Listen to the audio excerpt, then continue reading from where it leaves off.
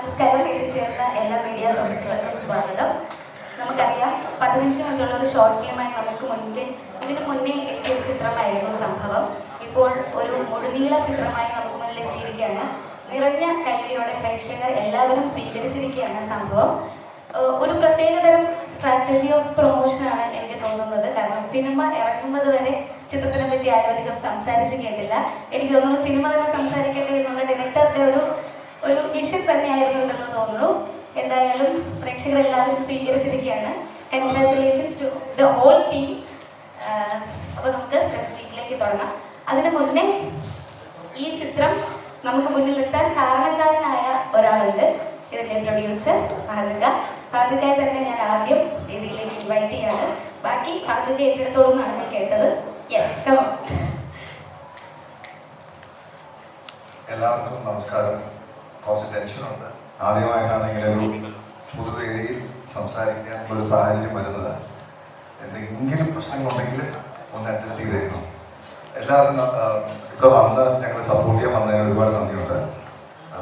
Cinema സംഭവം അധ്യായം ഇതിൽ റിലീസായിട്ടുണ്ട്. ഞങ്ങളുടെ ടീം ഈ വേദിയിലിരിക്കുന്ന എല്ലാവരും ഒരുപാട് എഫേർട്ട് ഉണ്ട്. കഴിഞ്ഞ ഒരു വർഷമായിട്ട് ഇതിൻ്റെ പിന്നിൽ പ്രവർത്തിക്കുകയാണ്. സിനിമ ഞങ്ങൾ തിയേറ്ററിൽ പോയി പ്രേക്ഷകരുടെ റെസ്പോൺസിബിൾ കാണുമ്പോൾ എല്ലാവരും നല്ല രീതിയിൽ ഞങ്ങളെ കൈയടിച്ച് പ്രോത്സാഹിപ്പിക്കുന്നുണ്ട്. ഇനി ഞങ്ങൾക്ക് വേണ്ടത് മീഡിയയിലൂടെയും കുറച്ച് പ്രോത്സാഹനമാണ്. ഞാൻ വാക്കുകൾ ചുരുക്കാം. പിന്നെ വന്നതിന് ഒരുപാട് നന്ദി ടീമിൻ്റെ on behalf of the team. പിന്നെ നല്ല സിനിമയുടെ സൈഡിൽ നിന്നും ഞാൻ ചുരുക്കിയിട്ട് ജിത്തുവിനോട് കൊടുക്കാം. ജിത്തു ആണ് സിനിമയുടെ ഡയറക്ടർ. എന്നിട്ട് ജിത്തു ആർക്കാണെന്ന് വെച്ചാൽ കൊടുത്തുള്ളൂ.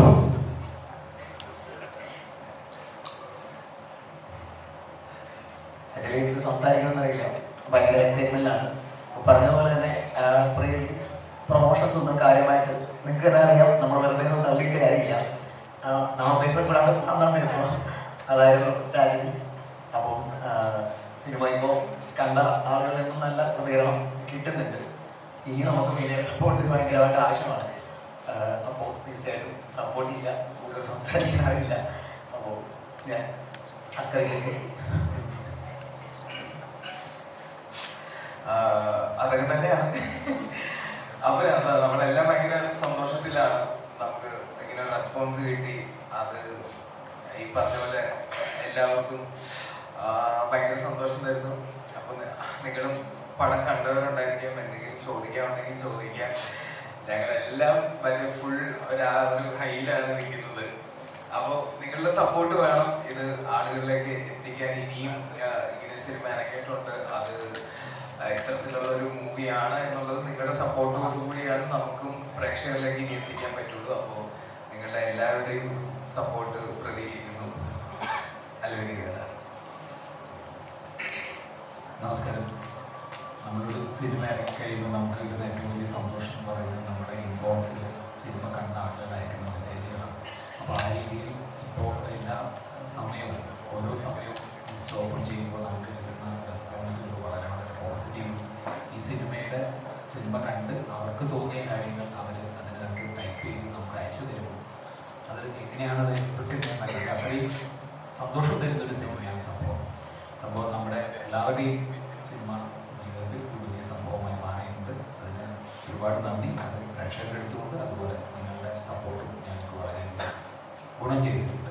തുടർന്ന് എല്ലാ സപ്പോർട്ടും ഉണ്ടാകും. Thank you. എന്തെങ്കിലും സിനിമ കണ്ടിട്ട് സിനിമയുമായി ബന്ധപ്പെട്ട എന്തെങ്കിലും ചോദ്യങ്ങളുണ്ടെങ്കിൽ ഞങ്ങളെല്ലാവരും ആൻസർ ചെയ്യും. Thank you. നമ്മുടെ അസിക്കാണ് നമ്മുടെ വേറൊരു ക്യാരക്ടർ ചെയ്തത്. അസിക്കും താങ്ക്സ് ഫോർ കമ്മിങ്. ഞങ്ങളങ്ങനെ ഒരു സ്ട്രാറ്റജിയുടെ ഭാഗമായിട്ട് പ്രൊമോട്ട് ചെയ്യാതിരുന്നതല്ല. വളരെ പരിമിതമായ സാഹചര്യത്തിൽ നിന്നിട്ട് ഇതൊരു റിസ്ക് ഉള്ള ഒരു മലയാളത്തിൽ അങ്ങനെ ആരും ചെയ്തിട്ടില്ലാത്തൊരു പരീക്ഷണമായതുകൊണ്ട് അതിൻ്റെ എല്ലാ ലിമിറ്റേഷൻസും ഇപ്പോൾ സിനിമ ജനം സ്വീകരിച്ചിട്ടുണ്ട്. ഇനി അത് കൂടുതൽ ആളുകളിലേക്ക് എത്തണം. ഞങ്ങളുടെ കഴിവിൻ്റെ പരമാവധി ശ്രമിക്കുന്നുണ്ട്. നിങ്ങളുടെ ഭാഗത്ത് ഒരു പിന്തുണ ഉണ്ടെന്ന് വെച്ചെങ്കിൽ കൂടുതൽ റീച്ച് ഉണ്ടാവും. എനിക്ക് തോന്നുന്നു ഇന്ത്യ മുഴുവൻ ശ്രദ്ധിക്കപ്പെടുന്ന രീതിയിൽ വളരാനുള്ള പൊട്ടൻഷ്യലുള്ള സിനിമയായിട്ട് അതിനെ റിവ്യൂ വന്നിട്ടുണ്ട്. നല്ല രീതിയിൽ ശ്രമിച്ചു നോക്കാം. താങ്ക് യു ഫോർ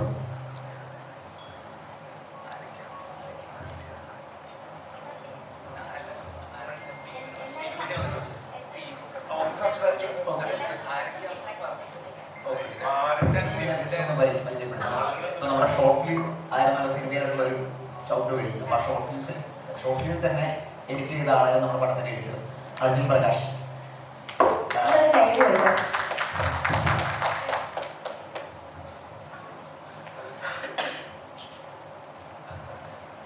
ഇത് ഞാൻ ഇൻഡിപെൻഡൻറ്റ് എഡിറ്റർ ആയിട്ടുള്ള ഫസ്റ്റ് മൂവിയാണ്. ഞാൻ ഇതിന് മുന്നേ സിനിമയിൽ അസിസ്റ്റൊക്കെ ചെയ്തിട്ടുണ്ട്, അങ്ങനെയാണ് വന്നത്. പിന്നെ കൂടുതലും ഷോർട്ട് ഫിലിംസ് അങ്ങനെയുള്ള കാര്യങ്ങളൊക്കെ ചെയ്തിട്ടാണ് ഞങ്ങൾ കൂടുതൽ ചേട്ടൻ്റെ വർക്കുകൾ കൂടുതലും ഞാൻ തന്നെയാണ് ചെയ്തിട്ടുള്ളത്. അപ്പം അങ്ങനെയാണ് വന്നത്. അപ്പം ഞങ്ങളുടെ ഷോർട്ട് ഫിലിം സംഭവം ഷോർട്ട് ഫിലിം ഞാനാണ് എഡിറ്റ് ചെയ്തത്. അപ്പം സിനിമ വന്നപ്പോഴും അത് എന്നെ തന്നെ ഏൽപ്പിച്ചു.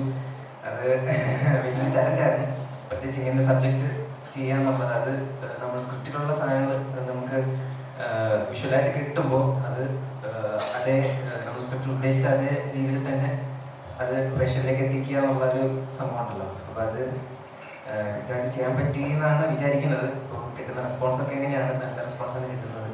അപ്പോൾ എല്ലാവർക്കും താങ്ക് യു. ഇനിയും മുന്നോട്ട് കൂടുതൽ സപ്പോർട്ട് ഉണ്ടാവണം. Thank you. ഷോർട്ട് ഫിലിമിൽ തന്നെ മ്യൂസിക്, പടത്തിൻ്റെ മ്യൂസിക് ഭയങ്കര നന്നായിട്ടാണെന്നുള്ള രീതിയിൽ എല്ലാ റിവ്യൂസിനും പറയുന്നത്. അതിൽ ചെയ്ത ആൾ തന്നെയാണ് ഗോവിൻ തോമസ്. ജിത്തു ഇത് പറഞ്ഞ പോലെ ഷോർട്ട് ഫിലിം ഒക്കെ കഴിഞ്ഞിട്ട് സിനിമ അനൗൺസ് ചെയ്യുന്നതിന് മുന്നേ ഭഗതൊക്കെ വിളിച്ച് ജിത്തുവിനോട് സംസാരിച്ച് ജിത്തു എന്നെ വിളിച്ചു, സിനിമ ഇങ്ങനെ ഓണാവുന്നുണ്ട്, അത് ചെയ്യാൻ കോൺഫിഡൻസ് ഉണ്ടോ എന്ന് ചോദിച്ചു. അപ്പോൾ ഞാൻ ചോദിച്ചു എന്നെ വെച്ച് ചെയ്യാൻ ജിത്തുവിന് കോൺഫിഡൻസ് ഉണ്ടോ എന്ന് ചോദിച്ചു. ഉണ്ടെന്ന് പറഞ്ഞു. അത് കഴിഞ്ഞ് പിന്നെ ഞങ്ങൾ പിന്നെ ഉള്ള കമ്മ്യൂണിക്കേഷൻ കാര്യങ്ങൾ ഞങ്ങൾ വർക്ക് ചെയ്തത് ഒന്നിച്ചായിരുന്നു. ഞാൻ എഡിറ്റർ, നമ്മുടെ ചീഫ് ഉണ്ടായിരുന്നു, പിന്നെ ജിത്തു ഞങ്ങളൊരു വീട് എടുത്തിട്ടായിരുന്നു ഇതിൻ്റെ വർക്ക് ചെയ്തത്. ആ ഒരു വർക്ക് സ്പേസിൽ ഉണ്ടായിരുന്ന ഒരു കമ്മ്യൂണിക്കേഷൻ്റെയും കാര്യങ്ങളൊക്കെ ഇപ്പോൾ പടം ഇത്ര തന്നെ ഔട്ട്പുട്ടായിട്ട് വന്നേക്കുന്നത്. അപ്പോൾ അത്രേ ഉള്ളൂ. വിഷ്ണുവിനെ പ്രത്യേകിച്ച് ഇൻട്രൊഡ്യൂസ് ചെയ്യേണ്ട ആവശ്യമില്ല. ഞങ്ങളുടെ സിനിമയുടെ ഹാർട്ട് ആൻഡ് സോൾ സൗണ്ടാണ്. വിഷ്ണുവാണ് സൗണ്ട് ഡിസൈൻ ചെയ്തിരിക്കുന്നത്. ഒരുപാട് സപ്പോർട്ട് ചെയ്തിട്ടുണ്ട് വിഷ്ണു. വിഷ്ണു പ്ലീസ്. എല്ലാവർക്കും നമസ്കാരം. ശരിക്കും ഒരുപാട് സന്തോഷമുണ്ട് പടത്തിൻ്റെ ഇപ്പോൾ ഓഡിയൻസിന് കിട്ടുന്ന ഒരു റെസ്പോൺസ്. ഇന്നലെ ഞങ്ങൾ തിയേറ്റേഴ്സിലെല്ലാം പോയി. അപ്പോൾ നേരിട്ട് ആ റെസ്പോൺസ് ശരിക്കും ഫീൽ ചെയ്ത് കഴിയുമ്പോൾ അത് എപ്പോഴും എല്ലാ സിനിമയിലും കിട്ടുന്ന ഒരു ഫീലല്ല. അപ്പോൾ നമ്മളെല്ലാവരും അസ്കർ പറഞ്ഞ പോലെ ആ ഹൈലാണ്. എല്ലാവരും മൊത്തമുള്ള ഒരു സന്തോഷം, ഹോൾ ടീം ആ ഹാപ്പിനെസ് ഫീൽ ചെയ്ത് ഷെയർ ചെയ്യുന്ന ഒരു മൊമെന്റ് എനിക്ക് ഇവരോട് ജോയിൻ ചെയ്തതിൽ ഏറ്റവും ഹാപ്പി ആയിട്ടുള്ള. വർക്ക് ചെയ്യുമ്പോൾ എല്ലാ കാര്യവും സന്തോഷം തന്നെയാണ്, പക്ഷേ ഓഡിയൻസ് അത് ഏറ്റെടുത്തു എന്നുള്ളൊരവസ്ഥ ഉണ്ടായി നമുക്ക് ഭയങ്കര സന്തോഷമുള്ള ഒരു കാര്യമാണ്. അപ്പോൾ നീ പറഞ്ഞ എന്തെങ്കിലും ചോദ്യങ്ങളൊക്കെ ഉണ്ടെങ്കിൽ ഉത്തരം ഞാൻ ശ്രമിക്കാം. അതായത് നമ്മുടെ DOP നവീൻ. ഹലോ, നമസ്കാരം. ഞാൻ നവീൻ നാജോസ്, ഇവിടെ സിനിമാറ്റോഗ്രാഫറാണ്. അപ്പം ഡെഫിനറ്റ്ലി സ്ക്രിപ്റ്റ് വായിക്കുമ്പോൾ തന്നെ നമ്മളെല്ലാവരും ഇമാജിൻ ചെയ്യുമ്പം ഇതൊരു 90% ഒരു കാർഡ് റിലേറ്റഡ് സബ്ജക്റ്റ് തന്നെയാണ്.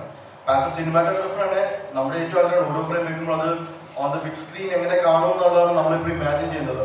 സോ ഡെഫിനറ്റ്ലി സംഭവം ഈസ് എ സിനിമാറ്റിക് എക്സ്പീരിയൻസ്. കാരണം നമ്മൾ ഒരു ഡിസ്ട്രാക്ഷൻ ഇല്ലാണ്ട് അങ്ങനത്തെ ഒരു സബ്ജക്റ്റുമാണ് അത് പറയുന്നത്. സോ ആ ബിഗ് സ്ക്രീൻ എക്സ്പീരിയൻസ് എല്ലാവർക്കും കിട്ടണം എന്നുള്ള ആഗ്രഹത്തിലാണ് നമ്മൾ ഓരോ ഫ്രെയിം വെക്കണം എൻ്റെ മനസ്സിലുള്ളത്. അപ്പം ഞങ്ങളുടെ ഏറ്റവും വലിയ വിഷമമായിരുന്നു ഈ പടം ഇറങ്ങിയിട്ട് ഇത് അറിയാണ്ട് പോവോ, ആരെങ്കിലും ഇത് കാണാണ്ട് പോകും, നമുക്കറിയാം കുറെ പടങ്ങളുണ്ട് ഇറങ്ങും ആരും അറിയില്ല, അത് കുഞ്ഞിപ്പോവും, പിന്നെ OTT വരുമ്പോഴായിരിക്കും അത് വീണ്ടും ചർച്ചയാണ്.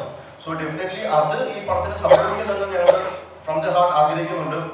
ആൻഡ് ഡെഫിനറ്റ്ലി അതിന് ഓപ്പോസിറ്റ് ആയിട്ട് തന്നെ ഭയങ്കര റെസ്പോൺസ് ഇപ്പോൾ കയറി തുടങ്ങുന്നുണ്ട്. സോ അത് that should continue, that should go higher എന്നുള്ള ആഗ്രഹത്തിലാണ് ഇപ്പോൾ നിൽക്കുന്നത്. So definitely, please do watch it in the big screen as soon as possible. You won't be disappointed. Thank you so much. ഇപ്പം നവീൻ പറഞ്ഞതിൻ്റെ കൂടെ സെയിം കാര്യം തന്നെയാണ്. ഈ പടത്തിൽ ശരിക്കും പറഞ്ഞു കഴിഞ്ഞാൽ ഒരു ബിഗ് സ്ക്രീൻ വാച്ച് ഡിമാൻഡ് ചെയ്യുന്ന ഒരു പടമാണ്. അപ്പം ആൾക്കാരിലേക്ക് നമ്മളിതിൻ്റെ ഒരു സിനിമാറ്റിക് എക്സ്പീരിയൻസ് എത്തിക്കുക എന്നുള്ളതിനകത്ത് നമ്മൾ ഒരുപാട് കാര്യങ്ങൾ ചെയ്തിട്ടുണ്ട്. ചിലപ്പോൾ അതൊരു OTT-യിലേക്ക് എത്തിക്കഴിയുമ്പോൾ ഒരു ചെറിയ സ്ക്രീനിൽ ഇപ്പോൾ തിയേറ്ററിൽ കിട്ടുന്ന ഒരു എക്സ്പീരിയൻസ് ഉണ്ടായിട്ടില്ല. സോ ഇപ്പം ഇത് കാണണം എന്ന് ആഗ്രഹം തോന്നുന്നവർ തിയേറ്ററിൽ തന്നെ പോയി കണ്ടാൽ നന്നായിരിക്കും. അതുപോലെ മെൽബിൻ നമ്മുടെ പടത്തിന്റെ ചീഫ് അസോസിയേറ്റ് ഡയറക്ടറാണ്. ഈ പടം ഞാൻ ചിന്തിച്ചു തുടങ്ങുന്ന സമയം തൊട്ട് ഇതേ നിമിഷം വരെ എൻ്റെ കൂടെയുള്ള ആളാണ്. എൻ്റെ പേര് മെൽബിൻ എന്നാണ്. ഞാൻ ഈ പടത്തിന്റെ ചീഫാണ്. ഞാൻ ആദ്യമായിട്ടാണ് ചീഫായിട്ട് നടത്തി വർക്ക് ചെയ്യുന്നത്.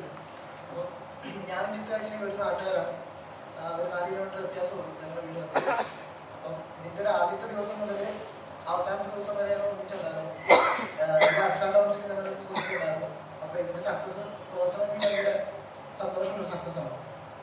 ഇതിന്റെ കൈ ഒന്ന് കാണിച്ച ഒന്നായിരുന്നു സംഭവം. ആസ് എ ഡയറക്ടർ എനിക്കുള്ളതിനേക്കാൾ കോൺഫിഡൻസ് ഉണ്ടായിരുന്നു ഈ സിനിമ. ഇത് സിനിമ ഇറങ്ങുന്നതിന് കുറെ മുമ്പ് ചെയ്തതാണ് കേട്ടോ. നമ്മള് ഷൂട്ട് കഴിഞ്ഞിട്ട് ഉടനെ ആവുമ്പോ ഈ ടാറ്റു അടിച്ചിട്ട് നമ്മൾ ഇത്ര കോൺഫിഡന്റ് ആയുള്ളത്.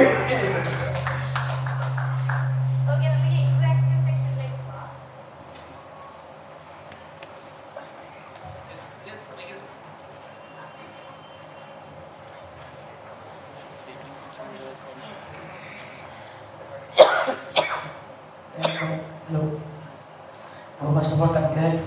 വലിയ വിജയമായിക്കൊണ്ടിരിക്കുകയാണ്. നല്ല അഭിപ്രായങ്ങൾ വരുന്നു. എൻ്റെ ക്വസ്റ്റ്യൻ എന്ന് വെച്ചാൽ അന്ന് ഷോർട്ട് ഫിലിം ചെയ്യുന്ന സമയത്ത് എപ്പോഴും എക്സ്പെക്ട് ചെയ്തൊരു ഫീച്ചർ ഇതൊരു ഫീച്ചർ ഫിലിമായിട്ട് മാറും, അല്ലെങ്കിൽ ഇത്ര നല്ലൊരു കാസ്റ്റ് ആക്ടറുമായിട്ട് ഇപ്പോഴും വർക്കൗട്ട് ചെയ്ത് എടുക്കാൻ പറ്റുമെന്ന് അങ്ങനെ പ്രതീക്ഷിച്ചിരുന്ന ആ സമയത്ത്? ആക്ച്വലി ഷോർട്ട് ഫിലിം ചെയ്തത് തന്നെ ഞാൻ ആരും അസിസ്റ്റ് ചെയ്തിട്ടില്ല. അപ്പം അസിസ്റ്റ് ചെയ്യാൻ വേണ്ടി കുറെ ട്രൈ ചെയ്തു. പക്ഷേ അറിയാലോ, മീൻസ് ഓൾറെഡി ഒരു സ്ക്രിപ്റ്റ് ആവുന്ന സമയം തൊട്ടേ ഒരു ഡയറക്ടറുടെ കൂടെ ഒരു ടീം ഉണ്ടാവും. അപ്പോൾ ആ ടീമിലോട്ട് എൻ്റർ ചെയ്യാൻ നമുക്ക് പറ്റുന്നുണ്ടായിരുന്നില്ല. പിന്നെ ഞാൻ ഒരു എന്താ പറയുക ബാങ്കിങ് ഫീൽഡിലാണ് വർക്ക് ചെയ്തിരുന്നത്. പിന്നെ നമുക്ക് എന്താ പറയുക എങ്ങനെ എത്തിപ്പെടാം എന്നുള്ളൊരു ഉദ്ദേശത്തിലാണ് ഷോർട്ട് ഫിലിംസ് ചെയ്തത്. അപ്പം ഇതിന് മുമ്പ് കുറച്ച് ഷോർട്ട് ഫിലിംസ് ചെയ്തിട്ടുണ്ട്. അപ്പോൾ സംഭവം ആക്ച്വലി സിനിമയായിട്ട് ചെയ്യാൻ വേണ്ടി തന്നെ വെച്ചിരുന്ന ഒരു സ്ക്രിപ്റ്റായിരുന്നു, ഐഡിയ ആയിരുന്നു, സ്ക്രിപ്റ്റല്ല ഐഡിയ ആയിരുന്നു. അപ്പോൾ അങ്ങനെ ഐഡിയ കുറേ ഇങ്ങനെ എടുത്ത് വെച്ചിട്ടുണ്ട്, പക്ഷെ ഒന്നും നടപടിയാവുന്നില്ല. അപ്പോൾ കുറച്ചുകൂടി ബെറ്റർ ആയിട്ടൊരു സിനിമാറ്റിക് എക്സ്പീരിയൻസ് ഉള്ളൊരു ഷോർട്ട് ഫിലിം ചെയ്യണം. അതിന് കാണിച്ചിട്ട് എങ്ങനെയെങ്കിലും അസിസ്റ്റന്റ് ഡയറക്ടറായിട്ട് കയറണം എന്നുള്ള ആഗ്രഹത്തിലാണ് ആദ്യം ചെയ്തത്. പക്ഷേ ആ ഷോർട്ട് ഫിലിം ചെയ്തതിന് ശേഷം ഒരു പ്രൊഡ്യൂസർ നമ്മളെ ഇങ്ങോട്ട് വന്ന് ഒരു സിനിമയായിട്ട് ചെയ്യാൻ ഒരു ഓപ്പർച്യൂണിറ്റി തരികയായിരുന്നു. അപ്പം പടം ഇത്രത്തോളം ഫസ്റ്റ് ഡേ അറിയാമല്ലോ, നമുക്കൊരു വിസിബിലിറ്റി കുറവുണ്ടായിരുന്നു. പക്ഷെ എന്നിരുന്നാലും ഫസ്റ്റ് ഡേ തന്നെ ഇത്ര റെസ്പോൺസ് വരുമെന്ന് നമ്മൾ ഒട്ടും പ്രതീക്ഷിച്ചില്ല. Thank you. ആ ചോദ്യത്തിൻ്റെ ഒരു കണ്ടിന്യൂഷൻ ആയിട്ട് പറയാം. ഞാൻ ആ ഷോർട്ട് ഫിലിം കണ്ടത് സെപ്റ്റംബർ 2024 ഒരു ഫ്രണ്ടിൻ്റെ വീട്ടിലിരുന്നിട്ടാണ്. കോയിൻസിഡൻ്റ്ലി ആ ഫ്രണ്ടും മറ്റൊരു ഫ്രണ്ടും സിനിമയിൽ എന്നെ കുറച്ച് സപ്പോർട്ടും ചെയ്തിട്ടുണ്ട്. അപ്പോൾ ആ സിനിമ ഞാൻ ഷോർട്ട് ഫിലിംസ് അങ്ങനെ തപ്പിപ്പിടിച്ച് കാണുന്നതാണ്. എന്നിരുന്നാൽ പോലും ഇത് ഒരിക്കലും എൻ്റെ ഫീൽഡിൽ വന്നിട്ടില്ല. അപ്പോൾ അന്നത് കാണുമ്പോൾ വിചാരിക്കുന്നില്ല 1.5 വർഷത്തിന് ശേഷം നമ്മൾ ആ സിനിമയുടെ ഭാഗമാകുന്നത്. അപ്പോൾ അന്ന് ആ ഷോർട്ട് ഫിലിം കണ്ടപ്പോൾ ഒരു കമൻ്റ് ഇട്ട് എല്ലാവരും എന്താണ് ചെയ്ത് വെച്ചിരിക്കുന്നതെന്ന് ഒരു ക്വസ്റ്റ്യൻ ചോദിച്ചിട്ട് അവിടെ അവസാനിപ്പിക്കാമായിരുന്നു. പക്ഷേ കോയിൻസിഡൻ്റ്ലി ഞാൻ 2024 ഡിസംബറിൽ ഇതിന് മുമ്പ് പ്രൊഡ്യൂസ് ചെയ്തൊരു പടമുണ്ട്, പാൻ ഇന്ത്യൻ സ്റ്റോറി. അത് IFFKക്ക് സെലക്ട് ആവുകയും അതിന് നാട്ടിൽ വന്നപ്പോൾ ഞാൻ ജിത്തുവിനെ കാണുകയും ചെയ്തു. നമ്മൾ കണ്ടത് ജാനുവരിയിലാണെന്നാണ് എൻ്റെ ഓർമ്മ, 2025. ഫെബ്രുവരിയിൽ നമ്മൾ സംസാരിക്കുന്നു. ഫെബ്രുവരി, കാര്യം ഞാൻ 9 to 5 വർക്ക് ചെയ്യുന്ന IT വർക്ക് ചെയ്യുന്ന ഒരാളാണ്. ഞാൻ പുറത്ത് US-ലാണ് താമസിക്കുന്നത്. അപ്പോൾ ജിത്തുവിൻ്റെ അടുത്ത് ആ വർക്ക് കണ്ടിട്ട് അത് സിനിമയാവണമെന്ന് എനിക്ക് തോന്നി. പിന്നെ ജിത്തു പിന്നെയും പോയി അസിസ്റ്റ് ചെയ്യേണ്ട ആവശ്യമില്ല. അതിൻ്റെ ഏറ്റവും വലിയ ഉദാഹരണമാണ് ഇന്നിപ്പം തിയേറ്ററിൽ ഓടിക്കൊണ്ടിരിക്കുന്ന സംഭവാധ്യായങ്ങൾ. അത് ലോകമെമ്പാടുമുണ്ട്. കാര്യം ഇപ്പോൾ നാട്ടിലുണ്ട്, ഔട്ട്സൈഡ് കേരള ഉണ്ട്, GCCയിലെ യുദ്ധത്തിനിടയിലും നമ്മൾ റിലീസ് ചെയ്തിട്ടുണ്ട്. UK അയർലൻഡിൽ നല്ല രീതിയിൽ ഓടുന്നുണ്ട്. അടുത്ത ആഴ്ച US കാനഡ വരുന്നുണ്ട്, ഓസ്ട്രേലിയ ന്യൂസിലൻഡ് വരുന്നുണ്ട്. ആ സിനിമ അത് കാണാൻ ഒരു ചാൻസ് കിട്ടുകയും ഞങ്ങൾ തമ്മിൽ കണക്റ്റ് ആവുകയും എൻ്റെ അടുത്ത് അറ്റ് സം പോയിന്റ് ഈ പ്രൊഡക്ഷൻ തുടങ്ങിയതിന് ശേഷം പലരും ചോദിച്ചിട്ടുള്ള ചോദ്യമാണ്, ആരെയും അസിസ്റ്റ് ചെയ്തിട്ടില്ലല്ലോ, ഒരുപാട് പ്രായമില്ലല്ലോ, എന്ത് ധൈര്യം. നമുക്ക് ഒരാളെ പരിചയപ്പെടുമ്പോൾ ഒരു ഇൻറ്റ്യൂഷൻ തോന്നും, this is the right person. പിന്നെ കഴിവ്, പിന്നെ കണക്റ്റ് ആവണം. ഇതെല്ലാം വർക്കായി വന്നതുകൊണ്ടാണ് നമ്മൾ കൈ കൊടുത്തത്. ഫെബ്രുവരിയിൽ ഞാൻ ചിത്തു നമുക്കിത് ചെയ്യാം, പക്ഷെ എൻ്റെ ഒരു പൈസ ഇല്ല. പക്ഷേ അതെല്ലാം വന്നു ചേർന്നു. ഇവൻച്വലി നമ്മൾ അത് സംഭവിച്ചു. ഈ സിനിമ നമ്മൾ പ്ലാൻ ചെയ്ത ബഡ്ജറ്റിനേക്കാളും കൂടുതലായി. പക്ഷെ അതെല്ലാം നിങ്ങൾ സ്ക്രീനിൽ കാണുന്നുണ്ട്. അൺകൺവെൻഷനൽ ആയിട്ട് ഞാനൊരു മറ്റേ കരിയർ പ്രൊഡ്യൂസറൊന്നുമില്ല, വേറെ ബാക്കപ്പ് ഒന്നുമില്ല. 9 to 5 ജോലി ചെയ്യുന്നവർക്ക് സിനിമ പ്രൊഡ്യൂസ് ചെയ്യാൻ പറ്റും, സിനിമ ഡയറക്റ്റ് ചെയ്യാൻ പറ്റും, ആക്ട് ചെയ്യാൻ പറ്റും, എല്ലാം പറ്റും. പക്ഷേ അതിന് ഇപ്പം ചോദിച്ച ആ ചോദ്യത്തിന് കണ്ടീഷനായിട്ട് പറയുകയാണ്, നിങ്ങളുടെ സപ്പോർട്ട് വേണം. മെയിനായിട്ട് ഒരു ട്രഡീഷണൽ ഒരു ഫിലിം ഇൻഡസ്ട്രിയിൽ നടക്കുന്ന കാര്യമല്ല. എന്തിന് ആരെ അസിസ്റ്റ് ചെയ്യാത്ത ഒരാളെ ട്രസ്റ്റ് ചെയ്യും? എനിക്ക് I don't have an answer for that. ജിത്തുവിൽ എനിക്ക് ട്രസ്റ്റ് ഉണ്ടായിരുന്നു. ജിത്തുവിൻ്റെ കമ്മിറ്റ്മെൻറ്റ് ടുവേർഡ്സ് ദ മൂവിയിൽ ട്രസ്റ്റ് ഉണ്ടായിരുന്നു. അതാണ് ഇതിന്ന് ബിഗ് സ്ക്രീനിൽ എത്തിയത്. പിന്നെ ബാക്കി എല്ലാവരും വന്നു ചേരുകയാണ്. ഒരു കാര്യം എനിക്ക് പറയണമെന്നുണ്ട്. കഴിഞ്ഞ ഒരു വർഷത്തിനിടയിൽ എനിക്ക് 4 പിള്ളേരുണ്ട്, ഒരു ഭാര്യയുണ്ട്. ഞാൻ അവരോട് സംസാരിച്ചതിനേക്കാളും കൂടുതൽ ഞാൻ ജിത്തുവിനോട് സംസാരിച്ചിട്ടുണ്ട്. ഒരു 3 മണിക്കൂർ 4 മണിക്കൂർ ഡെയിലി സംസാരിക്കാറുണ്ട്. ജിത്തു അങ്ങനെയുണ്ട്. കാര്യം ഒരുപാട് എഫേർട്ട് ഇതിൽ ഇട്ടിട്ടുണ്ട് എല്ലാവരും. തീർച്ചയായിട്ടും തീർച്ചയായിട്ടും. ഓക്കെ,